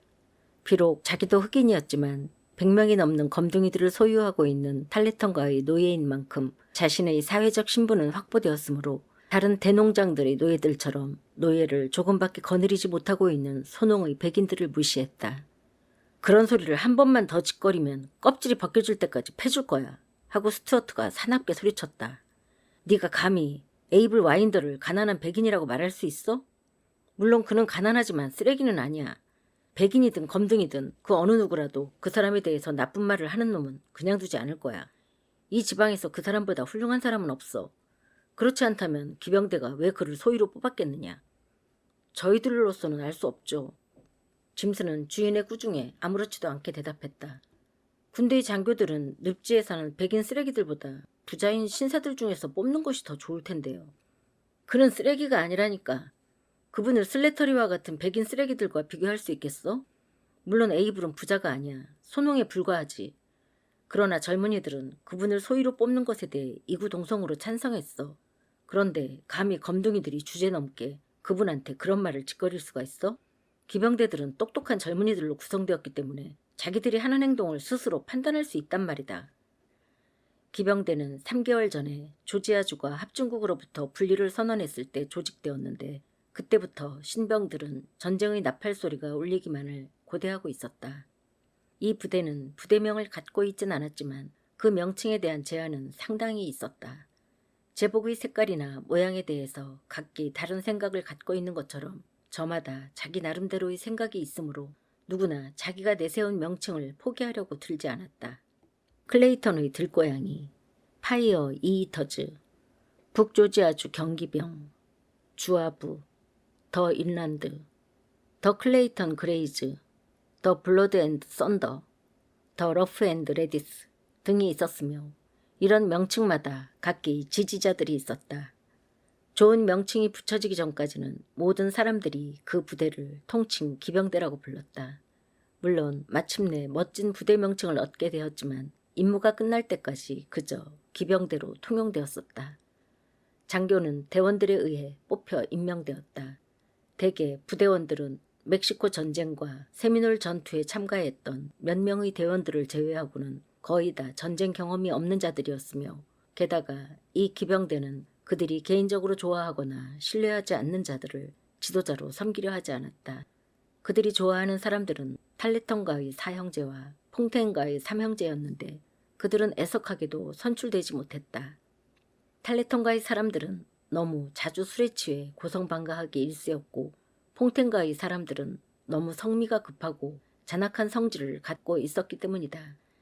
애슐리 윌크스는 대위로 뽑혔는데 그 이유는 그가 이 고을에서 가장 뛰어난 기수였으며 그의 침착한 머리로서 어느 정도의 질서를 유지해낼 수 있을 것으로 인정받았기 때문이다. 레이포드 캘퍼트는 중위로 뽑혔는데 이는 모든 사람들이 그를 좋아했기 때문이었고 늪지의 사냥꾼 아들이며 소농인 에이블 와인더는 소위로 뽑혔다. 에이블은 머리가 좋고 진중한 거인으로서 교육은 받지 못했지만 마음이 좋고 다른 사람들보다는 약간 나이가 많았으며 부인들 앞에서도 다른 사람들과 마찬가지로 그 이상의 예절을 자연스럽게 드러냈다. 기병대에는 신사인 척하는 속물들은 거의 없었다. 그들의 아버지나 할아버지는 대부분 소농의 계층에서 시작하여 부유하게 된 사람들이었다. 게다가 에이블은 기병대의 1등 사수였는데 75야드 거리에 있는 다람쥐의 눈을 쏘아 맞힐 정도의 명사수였다. 또한 그는 빗속에서 불을 지핀다든가 짐승들을 추적한다거나 식수를 찾는 일 등 야외 생활에 뛰어난 재능을 지니고 있었다. 그래서 기병대원들은 그의 진가에 존경을 표했으며 한 걸음 더 나아가서 그들 모두가 그를 좋아했기 때문에 그를 장교로 삼았던 것이다. 그는 마치 성실하게 임무를 수행하는 것이 자기의 본분인 것처럼 그들이 준 명예를 거드름이나 뽐내는 일 없이 정중하게 받아들였다. 그러나 농장의 부인들이나 노예들은 모든 사람들이 다 그렇듯이 그가 가문이 좋은 가정에서 태어나지 않았다는 사실을 그냥 넘어가려 들지 않았다. 처음에 기병대의 구성원들은 거의 대농장의 자재들만으로 충원된 신사 부대였다. 말이나 무기나 장비나 제복 그리고 노예까지도 각자가 준비했다. 그러나 이 신생고울인 클레이턴에는 대농장주들이 극히 적었고 완전한 군 병력의 군대를 편성하기 위해서는 소농의 자제들, 숲속의 사냥꾼들, 나아가 늪지대의 덧군, 심지어 가난한 자식까지도 신병에 포함시켜야 했다. 그리고 드문 경우이긴 하지만 가난한 백인 자제 가운데서도 그들 계층에서 보통 이상의 수준이면 받아들였다. 이런 자제일수록 전쟁이 터지면 부유한 이웃의 자제들이 그랬듯이 양키들과 싸우는 데에 열의를 보였다. 그러나 여기엔 난처한 금전 문제가 생기지 않을 수 없었다. 소농의 자제들 중에서 말이 있는 자는 소수에 불과했다. 그들은 농사일을 노새로 했으며 그것도 4마리를 넘는 농가가 없었기 때문에 여분의 노새란 있을 수가 없었다. 그러므로 부대가 받아들인다 해도 전쟁에 끌고 갈 노새가 없었던 것이다. 게다가 기병대의 입장은 말이 아닌 노새는 받아들일 수가 없다는 것이었다. 가난한 백인들의 입장에서는 노새 한 마리만 있어도 유복한 편이라고 생각했다. 산속이나 늪지대에 사는 사람들은 말이고 노새고 갖고 있는 사람이 없었다. 그들 대부분이 자기 농토에서 소출한 것이나 늪지대에서 잡은 사냥물을 가지고 생활했으며 또 물품 거래는 일반적으로 물물 교환제였기 때문에 1년에 현찰로 5달러를 수중에 지니기란 여간 어려운 것이 아니었다. 그래서 말이나 제복들을 자비로 구입한다는 것은 그들로서는 능력 밖의 일이었다. 하지만 그들은 부자들이 그들의 부를 자랑하는 것만큼 자기네들의 가난을 자랑으로 여겼다.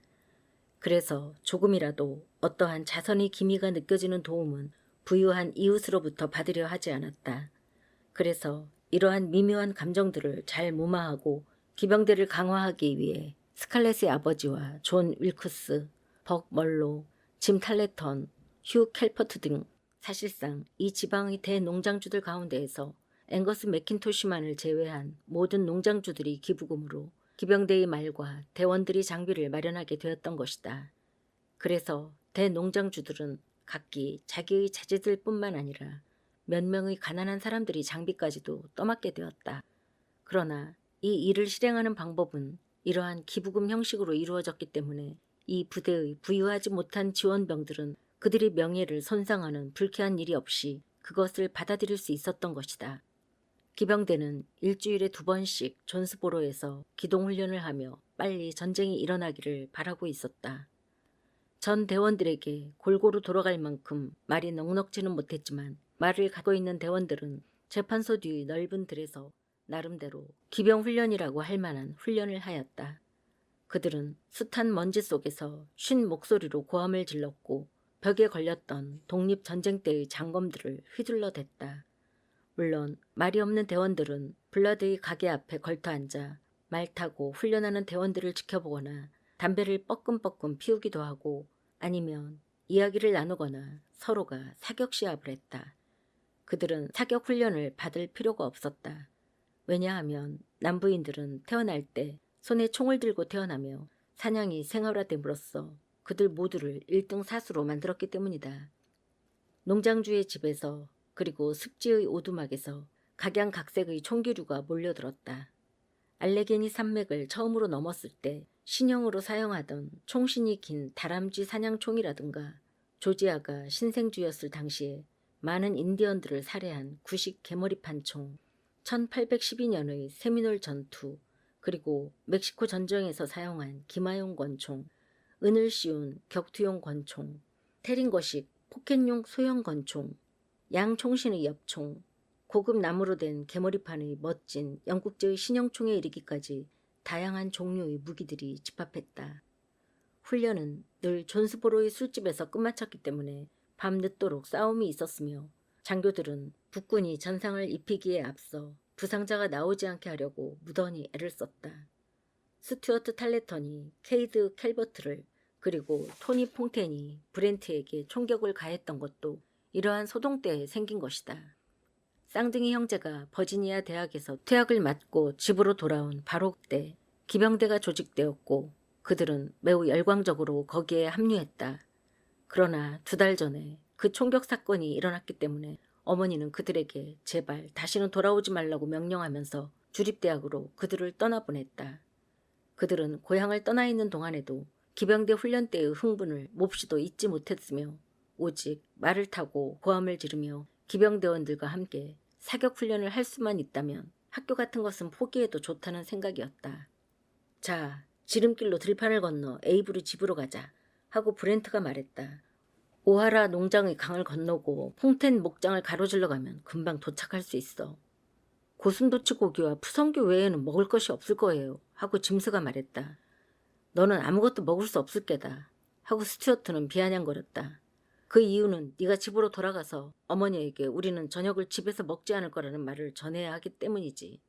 아, 안 됩니다요 하고 짐스는 기겁하여 소리쳤다. 안 됩니다요.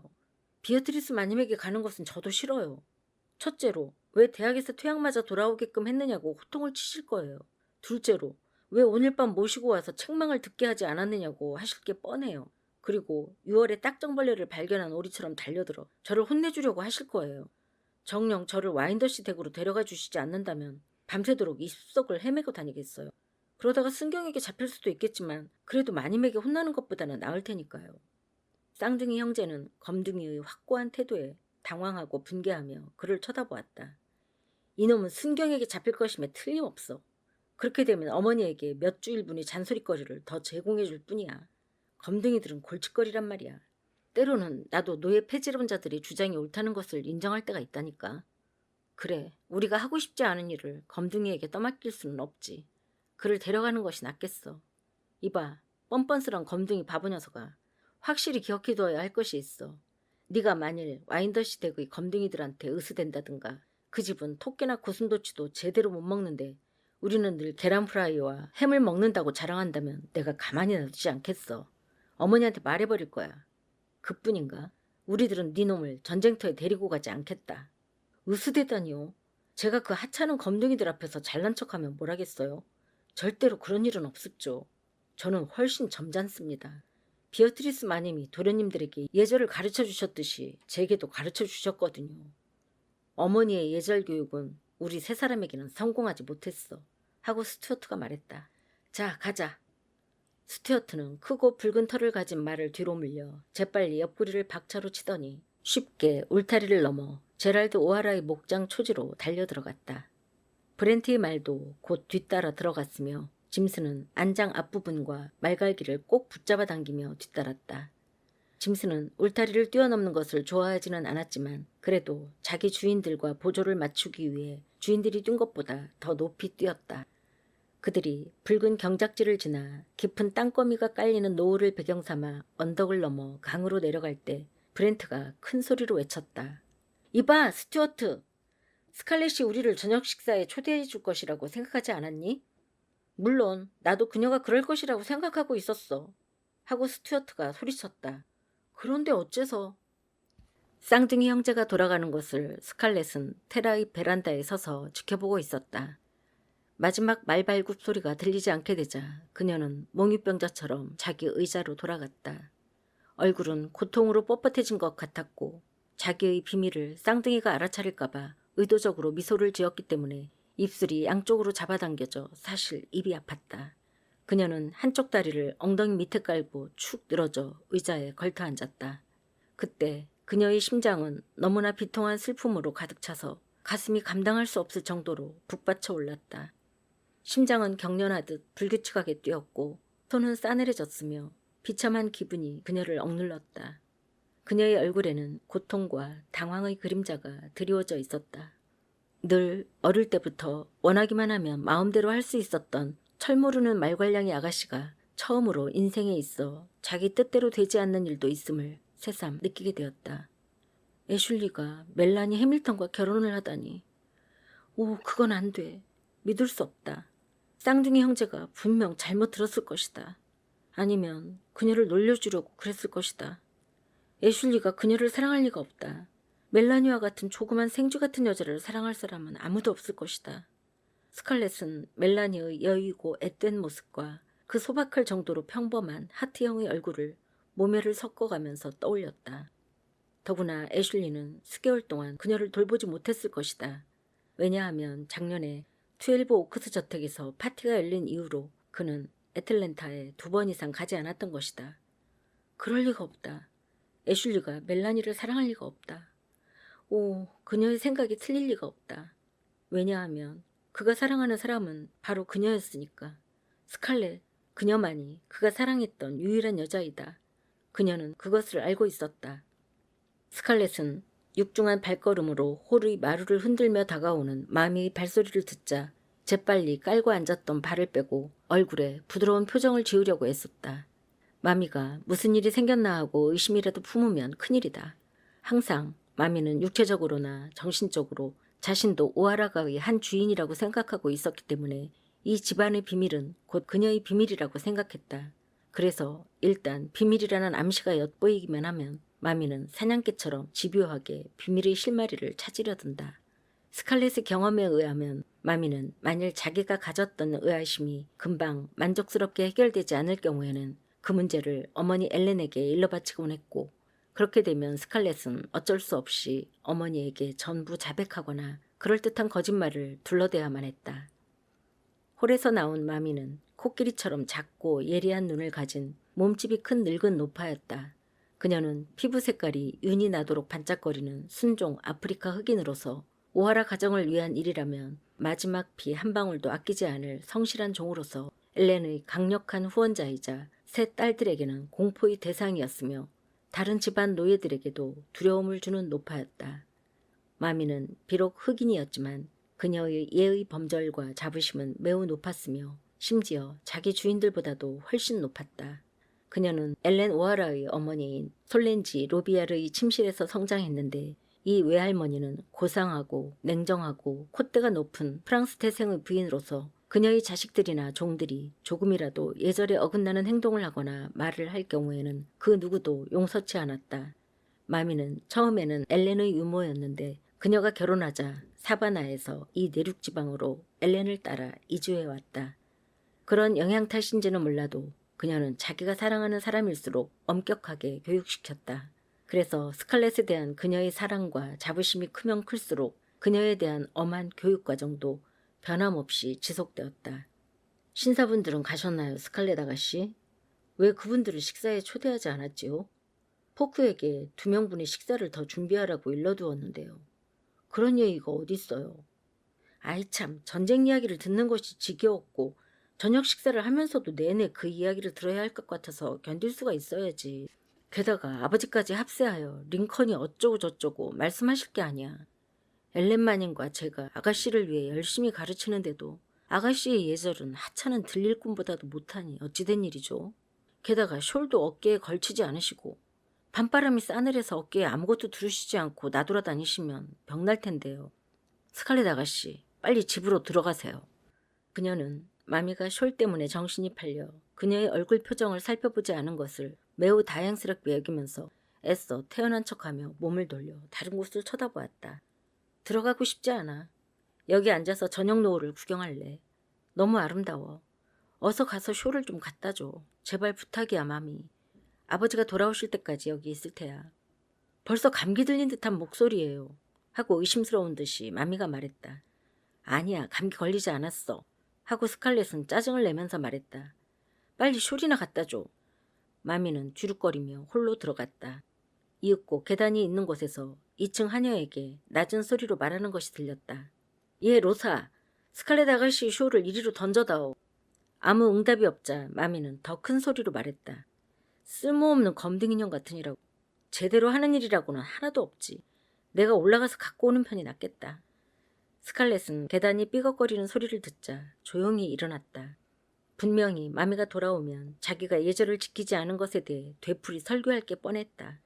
그녀는 자기의 가슴이 찢어지고 있을 때 그런 사소한 일로 잔소리를 듣는 것이 참을 수 없게 여겨졌다. 그녀가 선체로 마음의 상처가 조금 가라앉을 때까지 어디엔가 숨어있을 장소가 없을까 하고 망설이며 생각하고 있을 때 가느다란 희망을 가져오게 하는 한 가지 생각이 떠올랐다. 마침 아버지는 12 오크스의 윌크스 농장으로 그의 시종 포크의 처인 덩치 큰 딜시를 사려고 오후에 건너가셨다. 딜시는 12 오크스 목장에서 노예의 감독이면서 산파로 있었는데 6개월 전에 이 집 목장의 하인인 포크와 결혼했던 것이다. 그래서 포크는 밤낮으로 주인에게 딜시를 사자고 졸라댔는데 그 이유는 포크가 딜시와 함께 같은 농장에서 살기를 원했기 때문이다. 결국 아버지가 더 이상 청을 뿌리칠 수가 없어 그날 오후에 딜시를 사려고 윌크스 목장으로 갔던 것이다. 아버지는 이 무서운 소식이 사실인지 아닌지를 알 수 있을 거라고 스칼렛은 생각했다. 비록 이날 오후에 어떤 소식은 듣지 못했다 할지라도 윌크스 집안의 감도는 어떤 흥분을 직감으로 느낄 수 있을 것이다. 그리고 아버지와 식사 전에 조용히 만나보면 아마 정확한 사실을 알 수 있을 것이다. 그렇게 되면 그 말은 쌍둥이 형제들이 늘 하는 저속한 장난에 지나지 않는다는 것을 알게 될 것이다. 그때는 바로 아버지가 돌아올 시간이었다. 그래서 아버지를 조용히 만나려면 농장으로 들어오는 길목에 서서 기다릴 수밖에 없었다. 그녀는 조용히 현관 계단을 내려와 어깨 너머로 마미가 2층 창문에서 자기를 감시하고 있지는 않나 하고 조심스레 살펴보았다. 그런 후에 넓적하고 시꺼먼 얼굴이 보이지 않음을 깨닫자 그녀는 흰색 무늬가 있는 터반을 재빨리 쓰고 펄럭이는 커튼 사이를 힐끗 쳐다보면서 밖으로 걸어나갔다. 그녀는 용기를 내어 초록빛 꽃무늬 스커트를 재빨리 휘어잡고 조그맣고 아름다운 레이스가 달린 예쁜 슬리퍼가 벗어질 정도로 빠른 걸음으로 뜰 안 마찻길 쪽으로 달려갔다. 자갈 덮인 길 양쪽에는 검은 삼나무들이 아치형으로 길고 시꺼먼 터널을 이루고 있었다. 삼나무 가지들이 무성하게 우거진 그늘에 도착하자 보는 사람이 없을 것이라고 생각한 그녀는 걸음을 약간 늦췄다. 허리띠를 너무 꽉 쥐었기 때문에 계속 달리는 것은 무리였고 몹시 숨이 찼다. 하지만 그녀는 최선을 다해 빠르게 걸었다. 뜰 안 마찻길 끝에 이르러서야 큰 길로 들어섰지만 자기와 집 사이에 길게 줄을 이어 모퉁이를 이루고 있는 가로수 신장로를 돌아설 때까지 그녀는 멈추지 않고 걸어갔다. 상기된 얼굴로 숨을 헐떡거리면서 그녀는 아버지를 기다리기 위해 나무 밑동 위에 걸터 앉았다. 아버지가 돌아올 시간은 벌써 지났지만 아버지가 늦게 오시는 것이 오히려 좋았다. 아버지가 늦음으로 해서 그녀는 숨을 가라앉히고 얼굴빛을 진정시킬 수 있는 시간을 갖게 될 것이고 그러면 아버지는 아무런 눈치도 채지 못하게 될 것이다. 그러나 시간이 지나도 아버지는 오시지 않았다. 아버지가 오실 길을 내려다보고 있자니 그녀의 마음은 다시 고통으로 채워지기 시작했다. 설마 그것이 사실일 리 없겠지 하고 스칼렛은 마음속으로 생각했다. 왜 아버지는 안 오시지? 아침에 내린 비로 핏빛으로 물든 꼬불꼬불한 길을 눈으로 좇으며 바라보았다. 그녀의 마음은 신장로를 따라 언덕을 내려가고 있었고 완만하게 흐르는 플린트 강을 건너고 풀이 엉클어진 늪지대를 지나 애슐리가 사는 12 오크스로 연결되는 언덕길을 계속 따라가고 있었다. 현재로선 그 길만이 큰 의의가 있었다. 그 길은 애슐리에게로 가는 길이고 그리스의 신전처럼 언덕 위에 자리 잡은 흰색 기둥의 애슐리의 저택으로 가는 길이었다. 오, 애슐리, 애슐리 하고 생각할수록 그녀의 가슴은 더욱 빠르게 고동쳤다. 탈레턴 형제들이 자기에게 그 이야기를 던지고 간 이래로 그녀의 마음을 사로잡았던 당혹스러움과 불길한 예감은 그녀의 마음 뒷구석으로 밀려났고 그 자리엔 대신 2년 전부터 그녀를 사로잡았던 열정이 끼어들었다. 지금 생각하면 이해가 잘 가지 않는 일이지만 그녀는 자라면서 애슐리에게 그다지 매력을 느끼지 못했던 것 같다. 어린 시절에는 애슐리가 오고 가는 것을 아무 느낌 없이 바라보았을 뿐 특별히 그를 마음에 둔 적은 없었다. 그러나 2년 전 애슐리가 3년간의 유럽 여행을 다녀와서 처음으로 그녀의 집을 방문한 그날부터 그녀는 그를 사랑하게 되었다. 그만큼 그녀의 사랑의 출발은 매우 단순했다. 그때 그녀는 베란다 앞에 서 있었는데 그는 회색 옷을 입고 주름진 와이셔츠에 잘 어울리는 넓고 검은 넥타이를 메고 긴 대로를 말을 타고 달려왔었다. 지금도 그녀는 그날 애슐리가 입었던 의상의 세세한 부분과 눈부시게 빛나던 부츠와 메도우사의 머리를 조각한 넥타이핀과 그녀를 보자마자 손에 들고 흔들던 그 차양 넓은 파나마 모자를 기억해낼 수 있었다. 말에서 내리자마자 그는 말고삐를 검둥이에게 던져주고 선체로 그녀를 올려다 보았는데 그 눈에는 미소가 흠뻑 담겨져 있었으며 그의 금빛 머리카락은 햇빛에 반사되어 더욱 밝게 빛났는데 그것은 마치 은빛 나는 모자처럼 아름다워 보였다. 그는 스칼렛, 어느새 어른이 다 되었군 하고 말하며 가볍게 계단 위로 올라와서 그녀의 손에다 입을 맞추었다. 그리고 그의 목소리, 마치 처음 듣는 목소리처럼 차분하고 낭랑하고 음악적인 그 목소리가 들리자 가슴이 마구 뛰어대던 것을 그녀는 잊을 수가 없었다. 그녀는 그 첫 순간부터 그를 간절히 원했다. 그녀는 먹기 위해서 음식을, 타기 위해서 말을, 그리고 자신의 몸을 눕히기 위해서 부드러운 침대를 구했던 것처럼 아주 단순하게 특별한 이유 없이 그를 원했다. 그로부터 2년 동안 그는 그녀를 불러내어 무도회며 생선 프라이 회식이며 피크닉이며 공판일에 데리고 다니며 즐거운 나날을 보냈다. 탈레턴 형제나 케이드 캘버트처럼 그렇게 실없이 자주 그녀를 방문하지 않았으며 젊은 퐁텐 형제들처럼 그렇게 출근되지도 않았지만 애슐리가 테라를 방문하러 오지 않은 주일은 한 번도 없었다. 사실 그는 그녀에게 사랑을 표시한 적도 없었고 문 남성들이 곧잘 그녀에게 보이는 것처럼 그의 맑은 회색 눈에 뜨거운 빛을 보인 적도 없었다. 하지만 그가 그녀를 사랑하고 있는 것만은 알고 있었다. 그녀가 그것을 눈치채지 못할 리가 없었다. 이성보다 강한 본능과 경험에 의해 얻어진 지식으로도 충분히 그가 그녀를 사랑하고 있음을 알 수 있었다. 자주 그가 졸려온 것도 아니고 멍한 것도 아닌 눈길로, 또한 그녀가 알아낼 수 없는 동경과 슬픔의 눈길로 그녀를 바라볼 때 그녀는 놀라곤 했다. 그녀는 그가 자기를 사랑하고 있음을 분명히 알았다. 왜 그는 그 사실을 말하지 않았을까? 그것을 이해할 수 없었다. 그러나 그녀가 그에 관해서 이해하지 못하는 것은 너무나 많았다. 그는 늘 예의 바르게 행동했지만 누구에게서나 멀리 떨어져 있었다. 그가 무엇을 생각하는지 말할 수 있는 사람은 아무도 없었으며 스칼렛은 더더욱 그러했다. 애슐리의 자제하는 성격은 자기가 생각하고 있는 것이 어떤 것이든 간에 스스럼 없이 솔직하게 말하는 이웃 사람들을 화나게 했다. 그는 이 지방의 다른 어느 젊은이들 못지않게 일상의 오락, 사냥, 노름, 댄스, 그리고 정치면에 뛰어난 재능을 보였으며 특히 승마에서는 어느 누구보다도 탁월했다.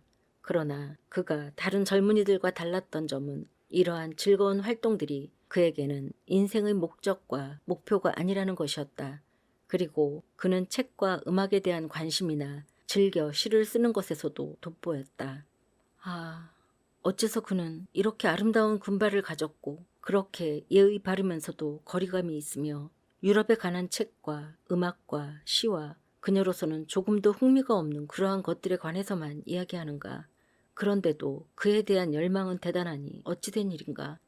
밤이면 밤마다 저녁 노을이 하늘을 반쯤 들이울 때 그와 함께 현관 앞에 앉아 시간을 보내고 난 후 침대에 누워 그녀는 몇 시간 동안이나 몸을 뒤척거리면서 다음 날에는 그가 자기에게 틀림없이 구원할 것이라는 생각만으로 자신을 위로하곤 했었다. 그러나 다음 날은 왔다가 가버리고 결국 전과 달라진 것은 아무것도 없었다. 그녀를 사로잡는 정열만이 더욱 커지고 뜨거워진 것 외에는. 그녀는 그를 사랑했고 진실로 그를 원했지만 끝내 그녀는 그를 알 수가 없었다. 그녀는 테라 목장을 스쳐 지나가는 바람처럼 목장을 끼고 흘러가는 누런 강물처럼 솔직하고 순진했으므로 그녀의 생이 다할 때까지 복잡한 것은 이해할 수 없었을 것이다. 그런데 지금 난생 처음 복잡한 일에 직면하고 있는 것이다. 왜냐하면 애슐리는 생활의 여가를 행동으로서가 아니라 사색으로서 보내고 현실과는 전혀 관계가 없는 눈부시게 찬란한 꿈을 꾸는 가게의 후손이었기 때문이다. 조지아보다도 더 아름다운 내면의 세계에서 살던 그는 마지못해 현실의 세계로 되돌아온 것이다. 그는 그저 사람들을 바라보았다. 그러나 좋아하거나 싫어하는 감정은 드러내지 않았다.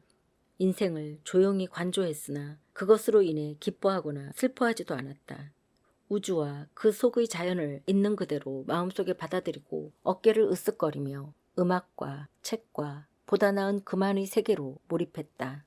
그의 마음은 스칼렛을 멀리하고 있었는데 왜 그가 그녀의 마음을 사로잡았는지 알 수가 없었다. 그의 불가사의함은 자물쇠도 열쇠도 없는 문처럼 그녀의 호기심을 충동시켰다. 알지 못하는 것이 있으면 있을수록 그에 대한 사랑은 더욱 깊어졌고 이상하면서도 억제된 그의 구애 자세는 그를 내 사람으로 만들어야겠다는 결심을 더욱 굳히게 했다.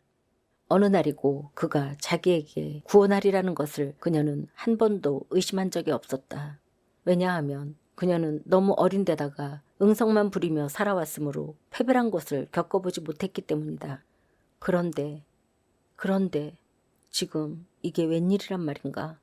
천둥치듯 이 놀라운 소식이 들려왔다. 애슐리와 멜라니가 결혼한다니 그럴 리가 없다. 왜 지난주만 해도 저녁 노을이 질 무렵 페어힐에서 두 사람이 말을 타고 집으로 돌아오는 도중에 그가 이렇게 말하지 않았던가? 스칼렛, 당신에게 할 중대한 이야기가 있어. 그녀는 조용히 시선을 아래로 떨어뜨렸다. 걷잡을 수 없는 기쁨에 넘쳐 가슴이 뛰기 시작했으며 이제야 그 행복한 순간이 다가왔구나 하고 생각했다. 그러자 하지만 지금은 아니오 라고 그가 말했다. 집에 거의 다 와서 이야기할 시간이 없소. 아, 스칼렛, 나는 정말로 용기 없는 놈이오. 그러고 나서 자기 말에 박차를 가하면서 테라의 언덕으로 그녀와 어깨를 나란히 하여 힘껏 내달렸다. 스칼렛은 나무 밑동에 걸터 앉아 자기를 그토록 행복하게 해주었던 말들을 생각하고 있었다. 그런데 갑자기 그 말들이 다른 의미를, 즉 끔찍스런 의미를 지니기 시작했다. 그가 자기에게 털어놓으려고 했던 것이 그의 결혼에 관한 소식이었다면 어떻게 하지? 오, 아버지라도 빨리 집에 오셨으면 좋겠는데. 그녀는 또 다른 순간의 긴장감을 참기가 힘들었다. 초조하게 길을 다시 쳐다보았고 그러고는 또다시 실망했다. 태양은 지평선 너머로 사라지고 이 세상의 가장자리에 걸쳐있는 붉은 노을은 분홍빛으로 점점 발해갔다. 하늘은 푸른빛에서 물새알과 같은 섬세한 청록색으로 조금씩 변해갔다. 시골의 고요한 정막이 그녀도 모르게 그녀를 감싸들었다. 땅거미가 시골 들판을 덮기 시작했다. 붉은 빛을 띤 밭 이랑과 붉게 패어진 길은 이미 그들의 신비한 빛깔을 상실하기 시작하여 평범한 갈색 흙으로 변했다. 길 건너 목초지에서는 말이며 노새며 소가 엉성한 울타리 사이로 머리를 내밀고 외양간으로 저녁을 갖다 주기를 은근히 기다리는 눈치였다. 짐승들은 목초지 안에 있는 개울가에 울타리로 자란 교목들이 들이오는 컴컴한 그늘을 싫어했다. 그것들은 마치 인간이 함께 있어주어 고맙다는 듯이 스칼렛 쪽으로 귀를 쫑긋 세웠다. 이상한 어스름 속에서 햇빛 속에서는 그처럼 따뜻하게 푸르렀던 강가 늪속의 키 큰 소나무들은 파스텔풍의 하늘을 배경으로 거무튀튀했으며 발 밑에 잔잔하고 누르스름한 물을 감추고 거대한 거인들처럼 빽빽이 일렬로 줄 서 있었다. 윌크스가의 높이 솟아오른 흰 굴뚝이 점점 그것들을 둘러싸고 있는 빽빽한 떡갈나무의 어둠 속으로 보이지 않게 사라져갔다. 단지 멀리서 가물가물 보일 듯 말 듯한 식당의 불빛만이 한 채의 인가가 있음을 가르쳐주고 있었다. 새로이 갈고 일군 흙에서 흘러나온 봄의 따스하고 축축한 향기와 신선하고 푸른 식물들이 내뿜는 숨결이 그녀를 포근히 감싸고 있었다. 일몰도 봄도 온통 푸르른 새싹도 스칼렛에게는 신기한 것이 못되었다. 그녀는 이런 여러 가지의 아름다움을 물과 공기처럼 대수롭지 않은 것으로 받아들이고 있었다. 그 이유는 그녀가 아름답다고 생각하는 에이블 여인들의 빼어난 미모라든지 말의 씩씩한 모습이라든지 비단 옷이라든지 무엇인가 눈에 확 띄거나 감지할 수 있는 것 이외에는 어떠한 것에서도 의식적으로 미를 찾지 못했기 때문이다. 하지만 테라의 잘 경작된 눈을 은은히 비춰주는 어스름이 흩어진 그녀의 마음을 가라앉혔다. 그녀는 이 테라의 땅을 사랑하고 있다는 의식도 없이 너무나 사랑했고 등잔불 밑에 조용히 두 손 모아 기도하는 어머니의 얼굴을 사랑하는 것만큼 이 땅을 아끼고 사랑했던 것이다. 꾸불꾸불한 신장로에는 아직까지도 아버지 제랄드의 모습이 보이지 않았다. 더 오래 기다린다면 분명히 마미가 그녀를 찾으러 나설 것이고 그렇게 되면 강제로 끌려 집으로 들어갈 것이다. 그러나 그녀가 눈을 가늘게 뜨고 어두워져가는 신장로를 바라보았을 때 멀리 언덕의 목초지 밑에서 말발굽 소리가 들려왔고 말과 소들이 놀라 흩어지는 것이 보였다. 마침내 아버지 제랄드 오하라가 들을 가로질러 빠른 속력으로 집을 향해 달려오고 있었다. 그는 허리가 굵고 다리가 가는 사냥말을 타고 질주하며 언덕을 올라오고 있었는데 말이 너무나 컸기 때문에 멀리 보이는 아버지는 마치 소년처럼 작아 보였다. 아버지는 길고 흰 머리카락을 등 뒤로 휘날리며 말을 채찍으로 때리고 고함을 지르면서 달려왔다. 근심으로 가득 차 있었음에도 불구하고 그녀는 말을 타고 달려오는 아버지의 모습을 애정어린 눈길로 자랑스럽게 바라보고 있었다. 왜냐하면 아버지는 뛰어난 기수였기 때문이다. 왜 아버지는 술만 조금 드시면 울타리를 뛰어넘기를 좋아하시는 걸까? 하고 스칼렛은 생각했다. 작년에 바로 여기에서 낙마하여 무릎을 다치셨지. 그래서 정신 차리셨을 거라고 생각했었어. 특히 어머니에게 다시는 울타리를 뛰어넘지 않겠다고 약속하셨을 때에는. 스칼렛은 아버지를 어려워하지 않았다. 오히려 동생들보다 더 아버지를 친구같이 생각하고 있었다. 왜냐하면 울타리를 뛰어넘고 나서 그것을 아내에게 숨기는 일은 아버지에겐 소년 같은 자랑이고 죄짓고 발견한 된 기쁨이며 그것은 흡사 마미를 따돌리고 스칼렛 자신이 즐거워하는 것과도 같은 것이었다. 그녀는 앉은 자리에서 일어나 아버지를 바라보았다. 커다란 말은 울타리 앞에 다다라 잠시 뛰어넘을 준비를 하고는 새처럼 힘들이지 않고 훌쩍 뛰어넘었다. 그러자 아버지는 신이 나서 소리를 지르며 채찍으로 허공을 치고 흰 머리카락을 나부끼며 기뻐했다. 나무 그림자 밑에 있는 딸의 모습을 보지 못한 아버지는 잘했다는 듯이 말의 목을 토닥거리며 길로 들어섰다. 이 지방에서나 조지아에서 너를 따를 말은 없지 하고 그는 자랑스럽게 말했다. 아버지는 미국에 이주해온 지가 벌써 39년이 되었는데도 아일랜드 미드의 강한 사투리를 아직까지 사용하고 있었다. 그런 다음에는 그는 급히 머리를 가다듬고 구겨진 와이셔츠와 한쪽 귀로 쳐진 넥타이를 바로잡았다. 물론 아버지가 그렇게 허둥지둥 서둘러 몸 단장을 하는 것은 이웃을 방문하고 점잖게 집으로 돌아오는 신사의 모습을 어머니에게 보이려는 목적에서이다. 이 기회야말로 스칼렛으로서는 자기의 참뜻을 드러내지 않고서 자기가 원하는 대답을 얻을 수 있는 가장 좋은 기회였던 것이다. 그녀는 크게 웃어댔다. 예상했던 대로 그 소리에 아버지는 깜짝 놀랐다. 그리고 스칼렛임을 알아채자마자 곧 그의 붉은 얼굴엔 순한 양처럼 수줍은 듯하면서도 도전적인 빛이 드러났다. 그는 무릎이 뻣뻣했기 때문에 가까스로 말에서 내려 고삐를 팔에 걸치고 그녀에게로 터벅터벅 걸어갔다. 아니 너였구나 하고 말하면서 아버지는 그녀의 볼을 약간 꼬집었다. 그래, 나를 엿보고 있었구나. 너도 지난주에 네 동생 셀레니 했던 것처럼 어머니한테 고자질할 거냐? 아버지의 쉰 목소리는 화가 난 듯하면서도 달래는 듯한 어조였다. 그러자 스칼렛은 놀려대듯이 혀를 날름 내밀면서 아버지에게로 바싹 다가가 그의 비뚤어진 넥타이를 바로 고쳐주었다. 그녀의 얼굴에 와닿는 아버지의 입김에서는 희미한 박하 냄새와 뒤섞인 버번 위스키 냄새가 강하게 풍겼다. 항상 그가 몸에 지니고 다니는 냄새는 씹는 담배와 기름 잘 먹인 가죽 그리고 말의 냄새였다.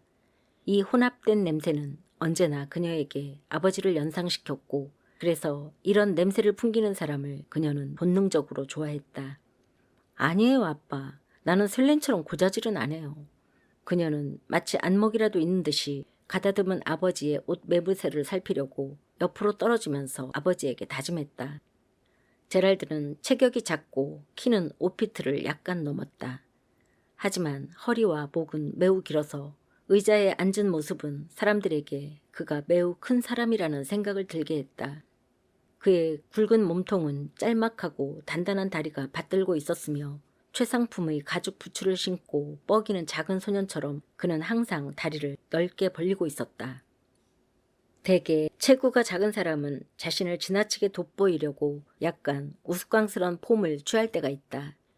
그러나 앞마당에서 수탈기 존경받는 것처럼 역시 제랄드는 사람들로부터 존경을 받고 있었다. 그 지역에서는 제랄드 오하라를 우스꽝스럽고 작은 체구의 사람이라고 업신여기는 사람은 아무도 없었다. 60살의 나이로 그의 고수머리는 은백색을 띠고 있었지만 그의 날카로운 얼굴에는 주름살 하나 없었다. 강하고 작은 푸른 눈은 카드놀이를 할 때 카드 몇 장을 맞출까 고민하는 것 이상의 추상적인 문제에는 신경을 써본 적이 없는 사람 특유의 근심 없는 젊음으로 가득 차 있었다. 그는 오래전에 떠나온 고국에서나 찾아볼 수 있는 전형적인 아일랜드형의 얼굴로 둥글고 혈색이 좋았으며 코는 짧고 입은 넓어 매우 호전적인 기질이 엿보였다. 그의 외모는 다혈질이었지만 그의 마음씨는 착했다. 아무리 당연히 받아야 할 책망일지라도 뾰로통에 있는 노예를 보고는 그냥 지나칠 수 없었고 어린 고양이의 울음소리나 어린애의 울음소리를 듣고도 그냥 지나치지 못하는 사람이었다. 그러나 자신의 그런 약한 심성을 다른 사람들이 발견하는 것은 무척 꺼려했다. 그를 만나는 사람이면 채 5분도 안 되어 그의 따스하고 부드러운 심성을 발견했지만 본인은 그 사실을 깨닫지 못했다. 만약에 스스로 그 사실을 깨닫게 된다면 그의 허영심은 여지없이 무너져 버렸을 것이다. 왜냐하면 그는 자기가 소리 높여 명령만 하면 모든 사람들이 벌벌 떨며 순종할 것으로 믿고 있었기 때문이다. 이 농장에서 가장 무서워하는 목소리는 그의 부인 엘렌의 부드러운 목소리뿐이라는 생각은 그에게 떠오르지 않았다. 이 사실은 그가 전혀 모르는 비밀이었다. 엘렌으로부터 들리를 하는 가장 무식한 검둥이에 이르기까지 모두가 묵계적으로 악의 없이 그의 말이 율법인 것으로 받아들이고 있다는 것을 그가 믿도록 모의를 꾸몄기 때문이다. 스칼렛은 아버지의 역정이나 고함 소리를 어느 누구보다도 내심 대수롭지 않게 여겼다. 그녀는 장녀였고 아버지는 이미 세 아들을 가족 묘지에 보낸 지가 오래된 데다가 이들을 이을 아들이 태어날 것 같지 않았으므로 스칼렛을 마치 남자 대 남자의 방식으로 거칠게 다루었고 그녀는 또한 이것을 매우 기뻐하고 있었다. 그녀는 다른 2명의 동생들보다 아버지를 훨씬 많이 닮았다. 원래 캐롤라인 아이린이라는 이름을 가진 막내 동생은 캐린이라고 불렀는데 그녀는 섬세하고 꿈이 많은 여자아이였고 수잔 엘리너라는 세례명을 가진 둘째 동생은 셀렌이라는 이름으로 통했는데 그녀는 자기의 우아함과 기품 있는 자태에 은근히 긍지를 느끼고 있었다. 게다가 스칼렛과 아버지는 서로 간에 보이지 않는 끈으로 연결되어 있었다. 그녀가 반 마일도 채 못 되는 문까지 걸어가기 싫어서 담을 넘어가는 것을 발견하거나 밤 늦게까지 현관 계단 앞에서 남자와 함께 앉아있는 것을 목격했을 때 그는 개인적으로만 화를 내었지 결코 그런 사실을 엘렌이나 마미에게는 이르지 않았다. 이와 마찬가지로 스칼렛은 아버지가 어머니와 다시는 담을 뛰어넘지 않겠다고 약속해놓고도 담을 뛰어넘는 것을 목격하거나 포커 게임에서 잃은 돈의 액수를 그녀가 정확히 알고 있을 때 셀렌처럼 얄밉게 식사 시간에 은근히 털어놓지 않고 굳게 비밀을 지켰다. 그런 사실이 엘렌의 귀에 들어가봤자 어머니의 마음을 상하게 할 뿐이었고 더구나 착한 어머니의 마음을 슬프게 하는 일은 결코 하고 싶지 않았기 때문에 그들은 서로 지혜롭게 자기들이 목격한 사실을 남에게 말하지 않게 되었던 것이다. 스칼렛은 희미한 등불 밑에서 아버지를 바라보았다. 아무 이유도 없이 아버지와 함께 있는 것만으로도 즐거웠기 때문이다.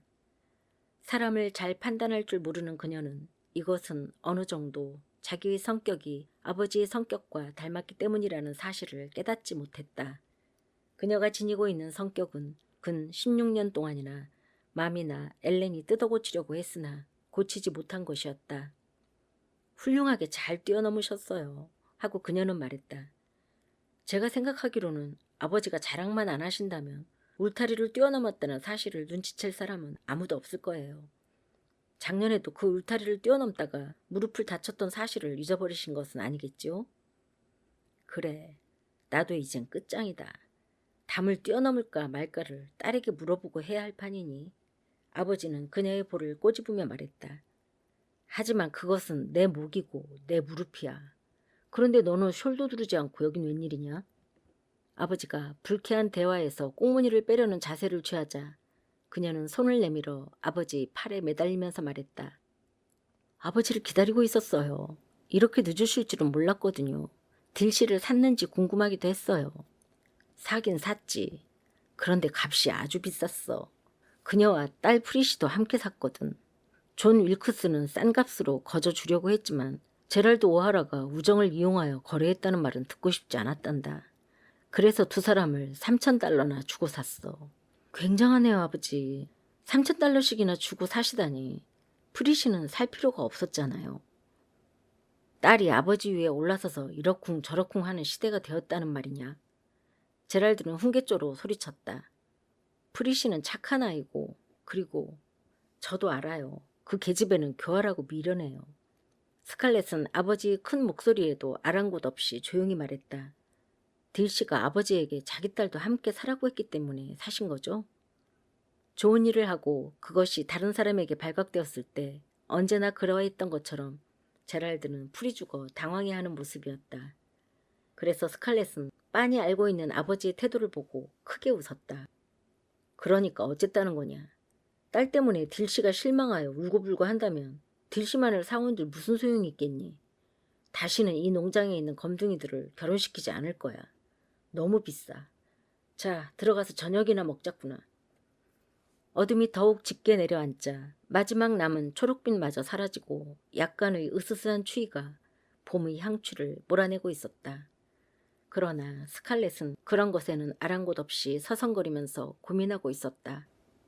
아버지가 눈치채지 않게 애슐리 문제를 꺼내면 어떨까 생각했지만 그것은 어려운 일이었다.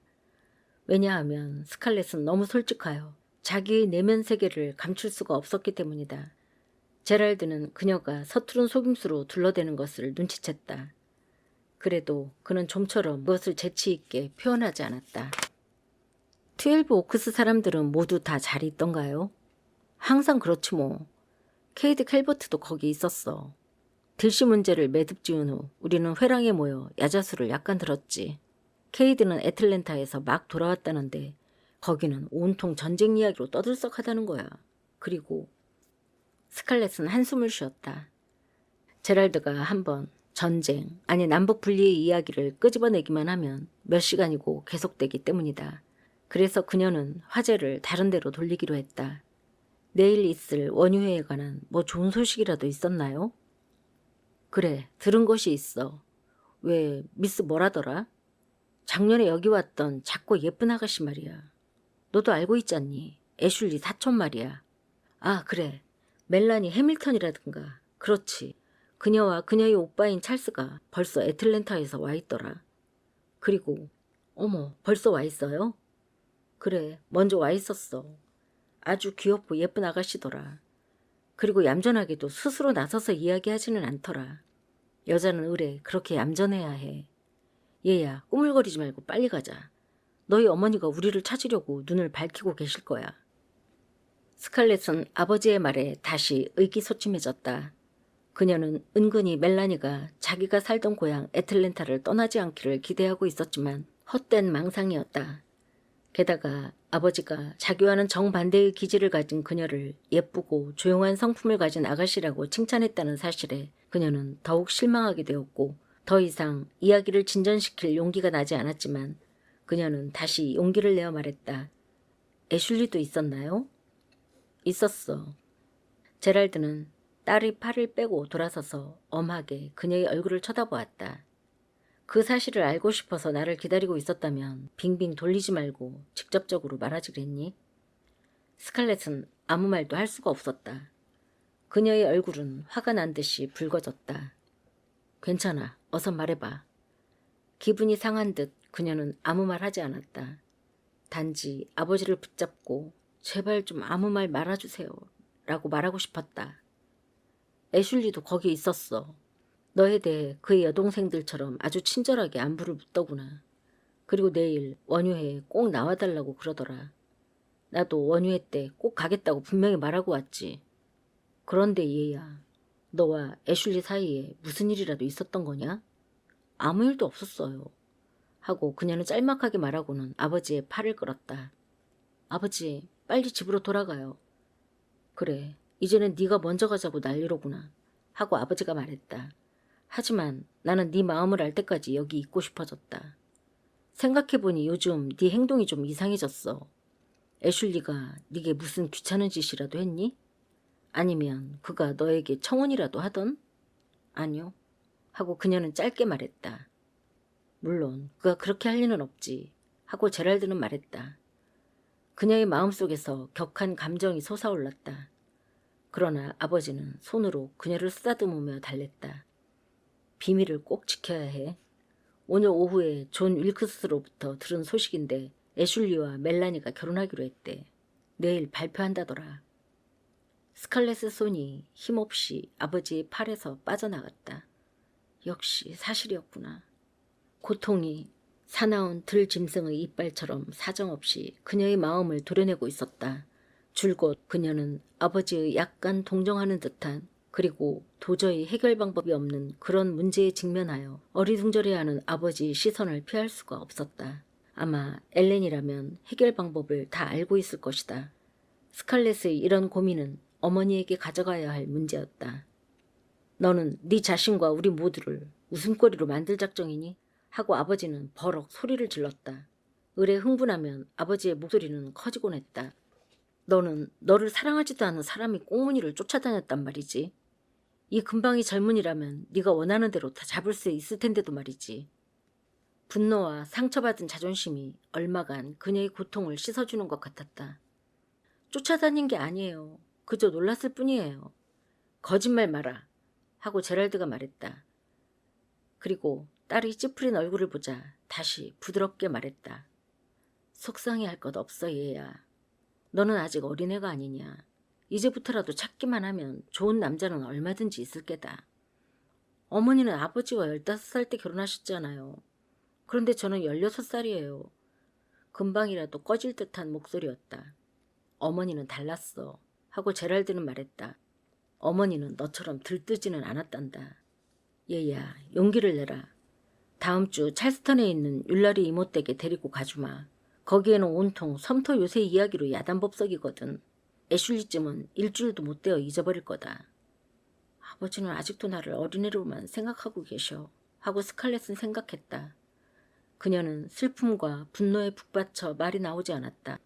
아버지는 나에게 새 장난감을 주시면서 그것을 갖고 놀다 보면 자연히 고통 같은 것은 잊어버릴 거라고 생각하고 계시는 것이다. 자, 나한테 그만 화를 내고 하고 제랄드가 말했다. 만일 네가 분별만 있었더라면 오래전에 스튜어트나 브렌트 형제 중에 한 명과 결혼했을 거다. 생각해봐라. 둘 중에 한 사람과 결혼을 하게 되면 두 집의 농장은 서로 인접해 있으므로 짐 탈레턴과 나는 너희들에게 기막히게 멋진 집을 지어줄 게고 게다가 농장의 경계선인 저 아름다운 숲에서 살게 하지 않겠니? 그리고 제발 저를 어린애로 취급하지 마세요. 하고 스칼렛은 소리쳤다.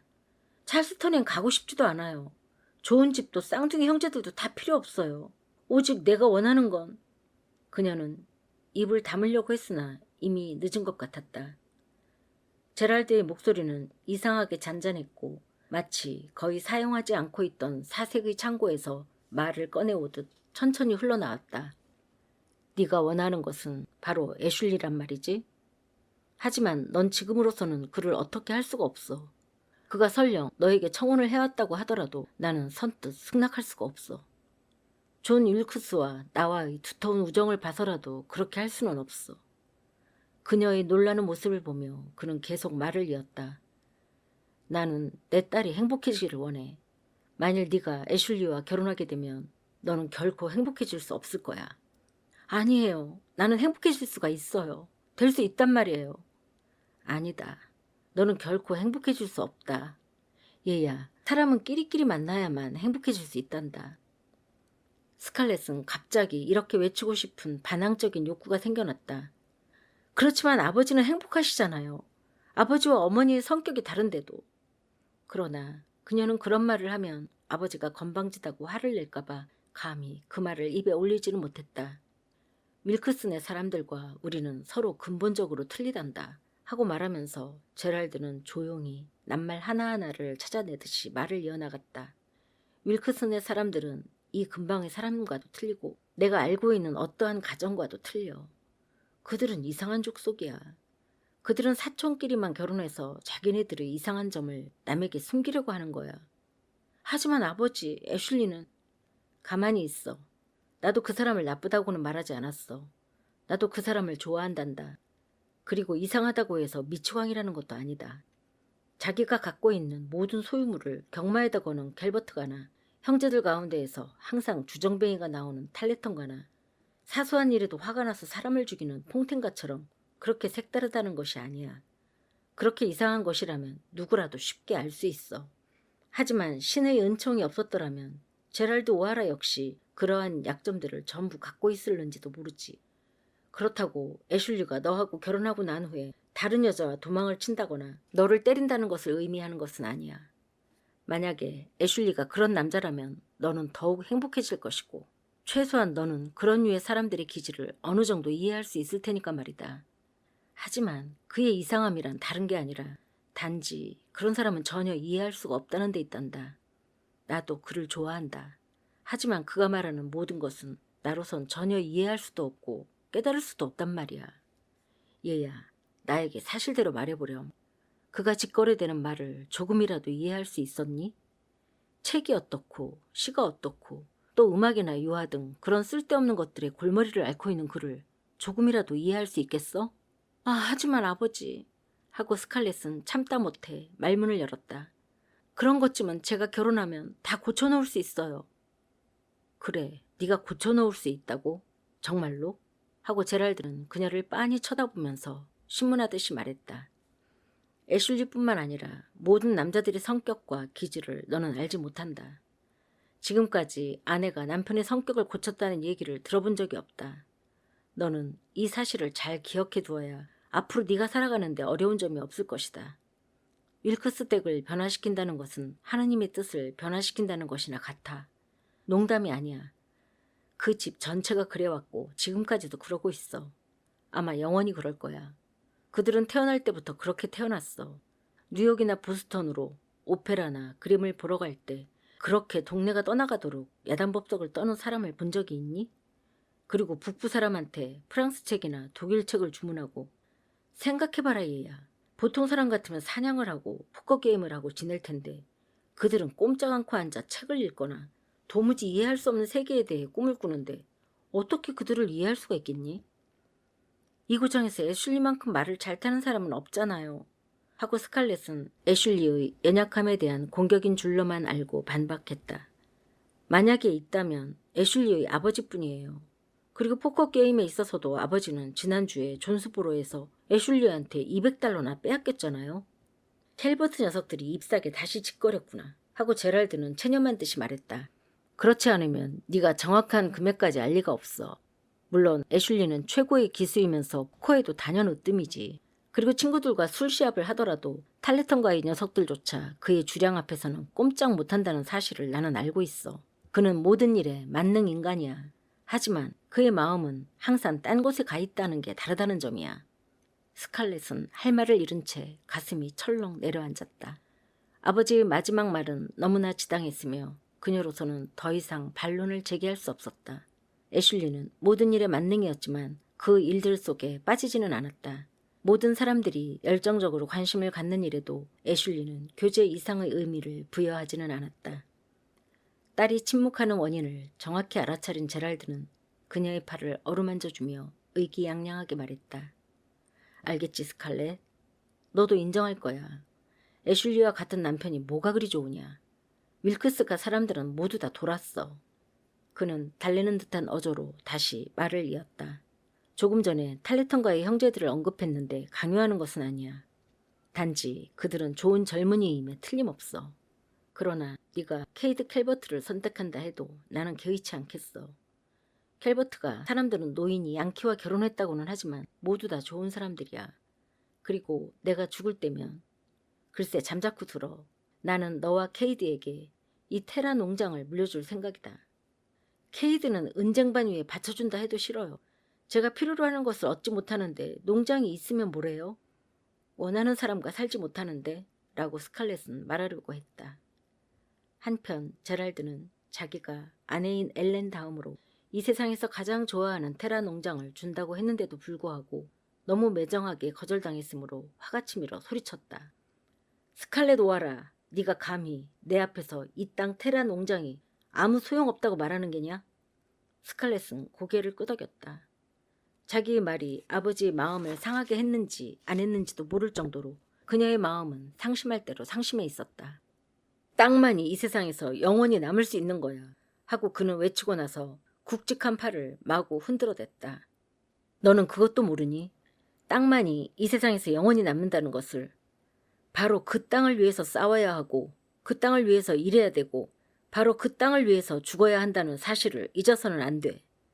아버지는 너무 고지식하세요 하고 그녀는 불쾌한 듯이 말했다. 아일랜드 사람 그대로예요. 내가 한 번이라도 아일랜드 사람이라고 해서 부끄러워한 적이 있었니? 없었단다. 오히려 긍지를 갖고 있어. 너도 반은 아일랜드 혈통을 갖고 있다는 사실을 잊어서는 안 된다. 누구든지 아일랜드 사람이라면 그가 살고 있는 땅은 바로 어머니와 같은 거야. 나는 지금 이 순간 너 같은 인간을 가엾게 여기고 있단다. 나는 지금 내 고향 미드를 빼놓고 가장 좋은 땅을 너에게 물려주려고 하는데 도대체 그게 무슨 소리냐? 땅을 물려준다는데 비웃다니. 제랄드는 소리치며 화를 내는 것에 일종의 쾌감을 갖기 시작했다.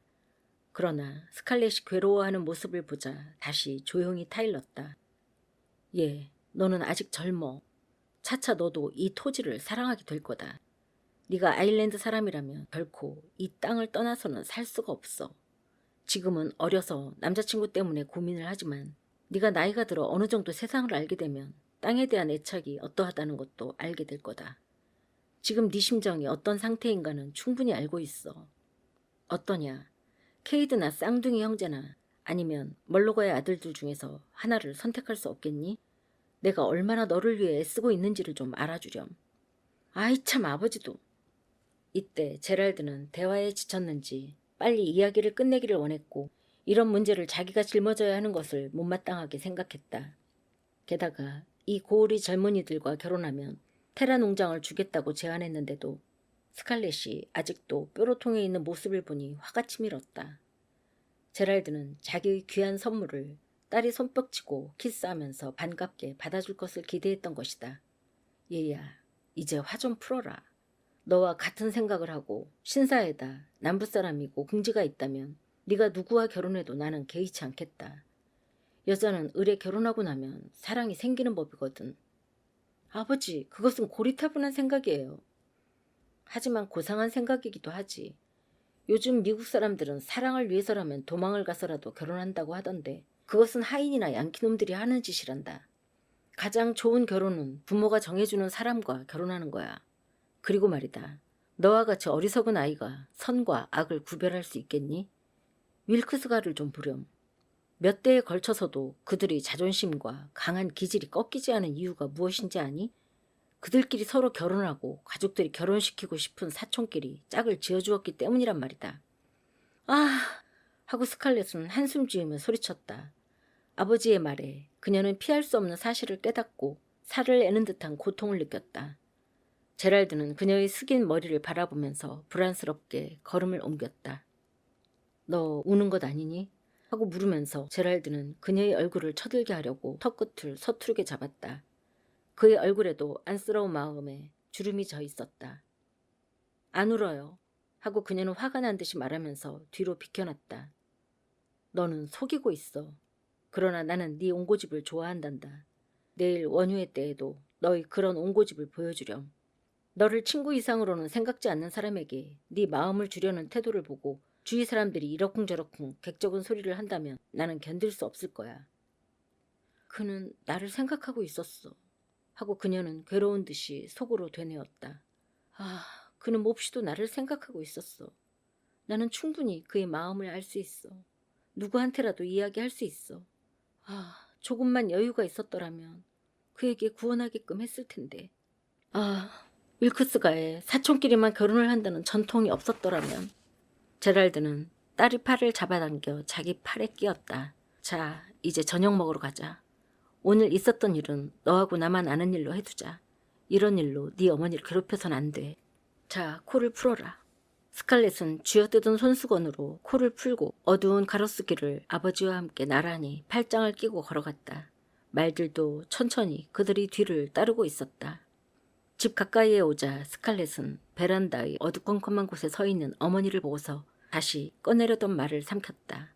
어머니는 모자를 쓰고 쇼를 두르고 장갑을 끼고 있었으며 뒤에는 마미가 서 있었는데 마치 금방 벼락이라도 칠 듯한 표정으로 엘렌이 언제나 노예를 치료할 때 사용하는 검은 가죽 가방을 손에 들고 있었다.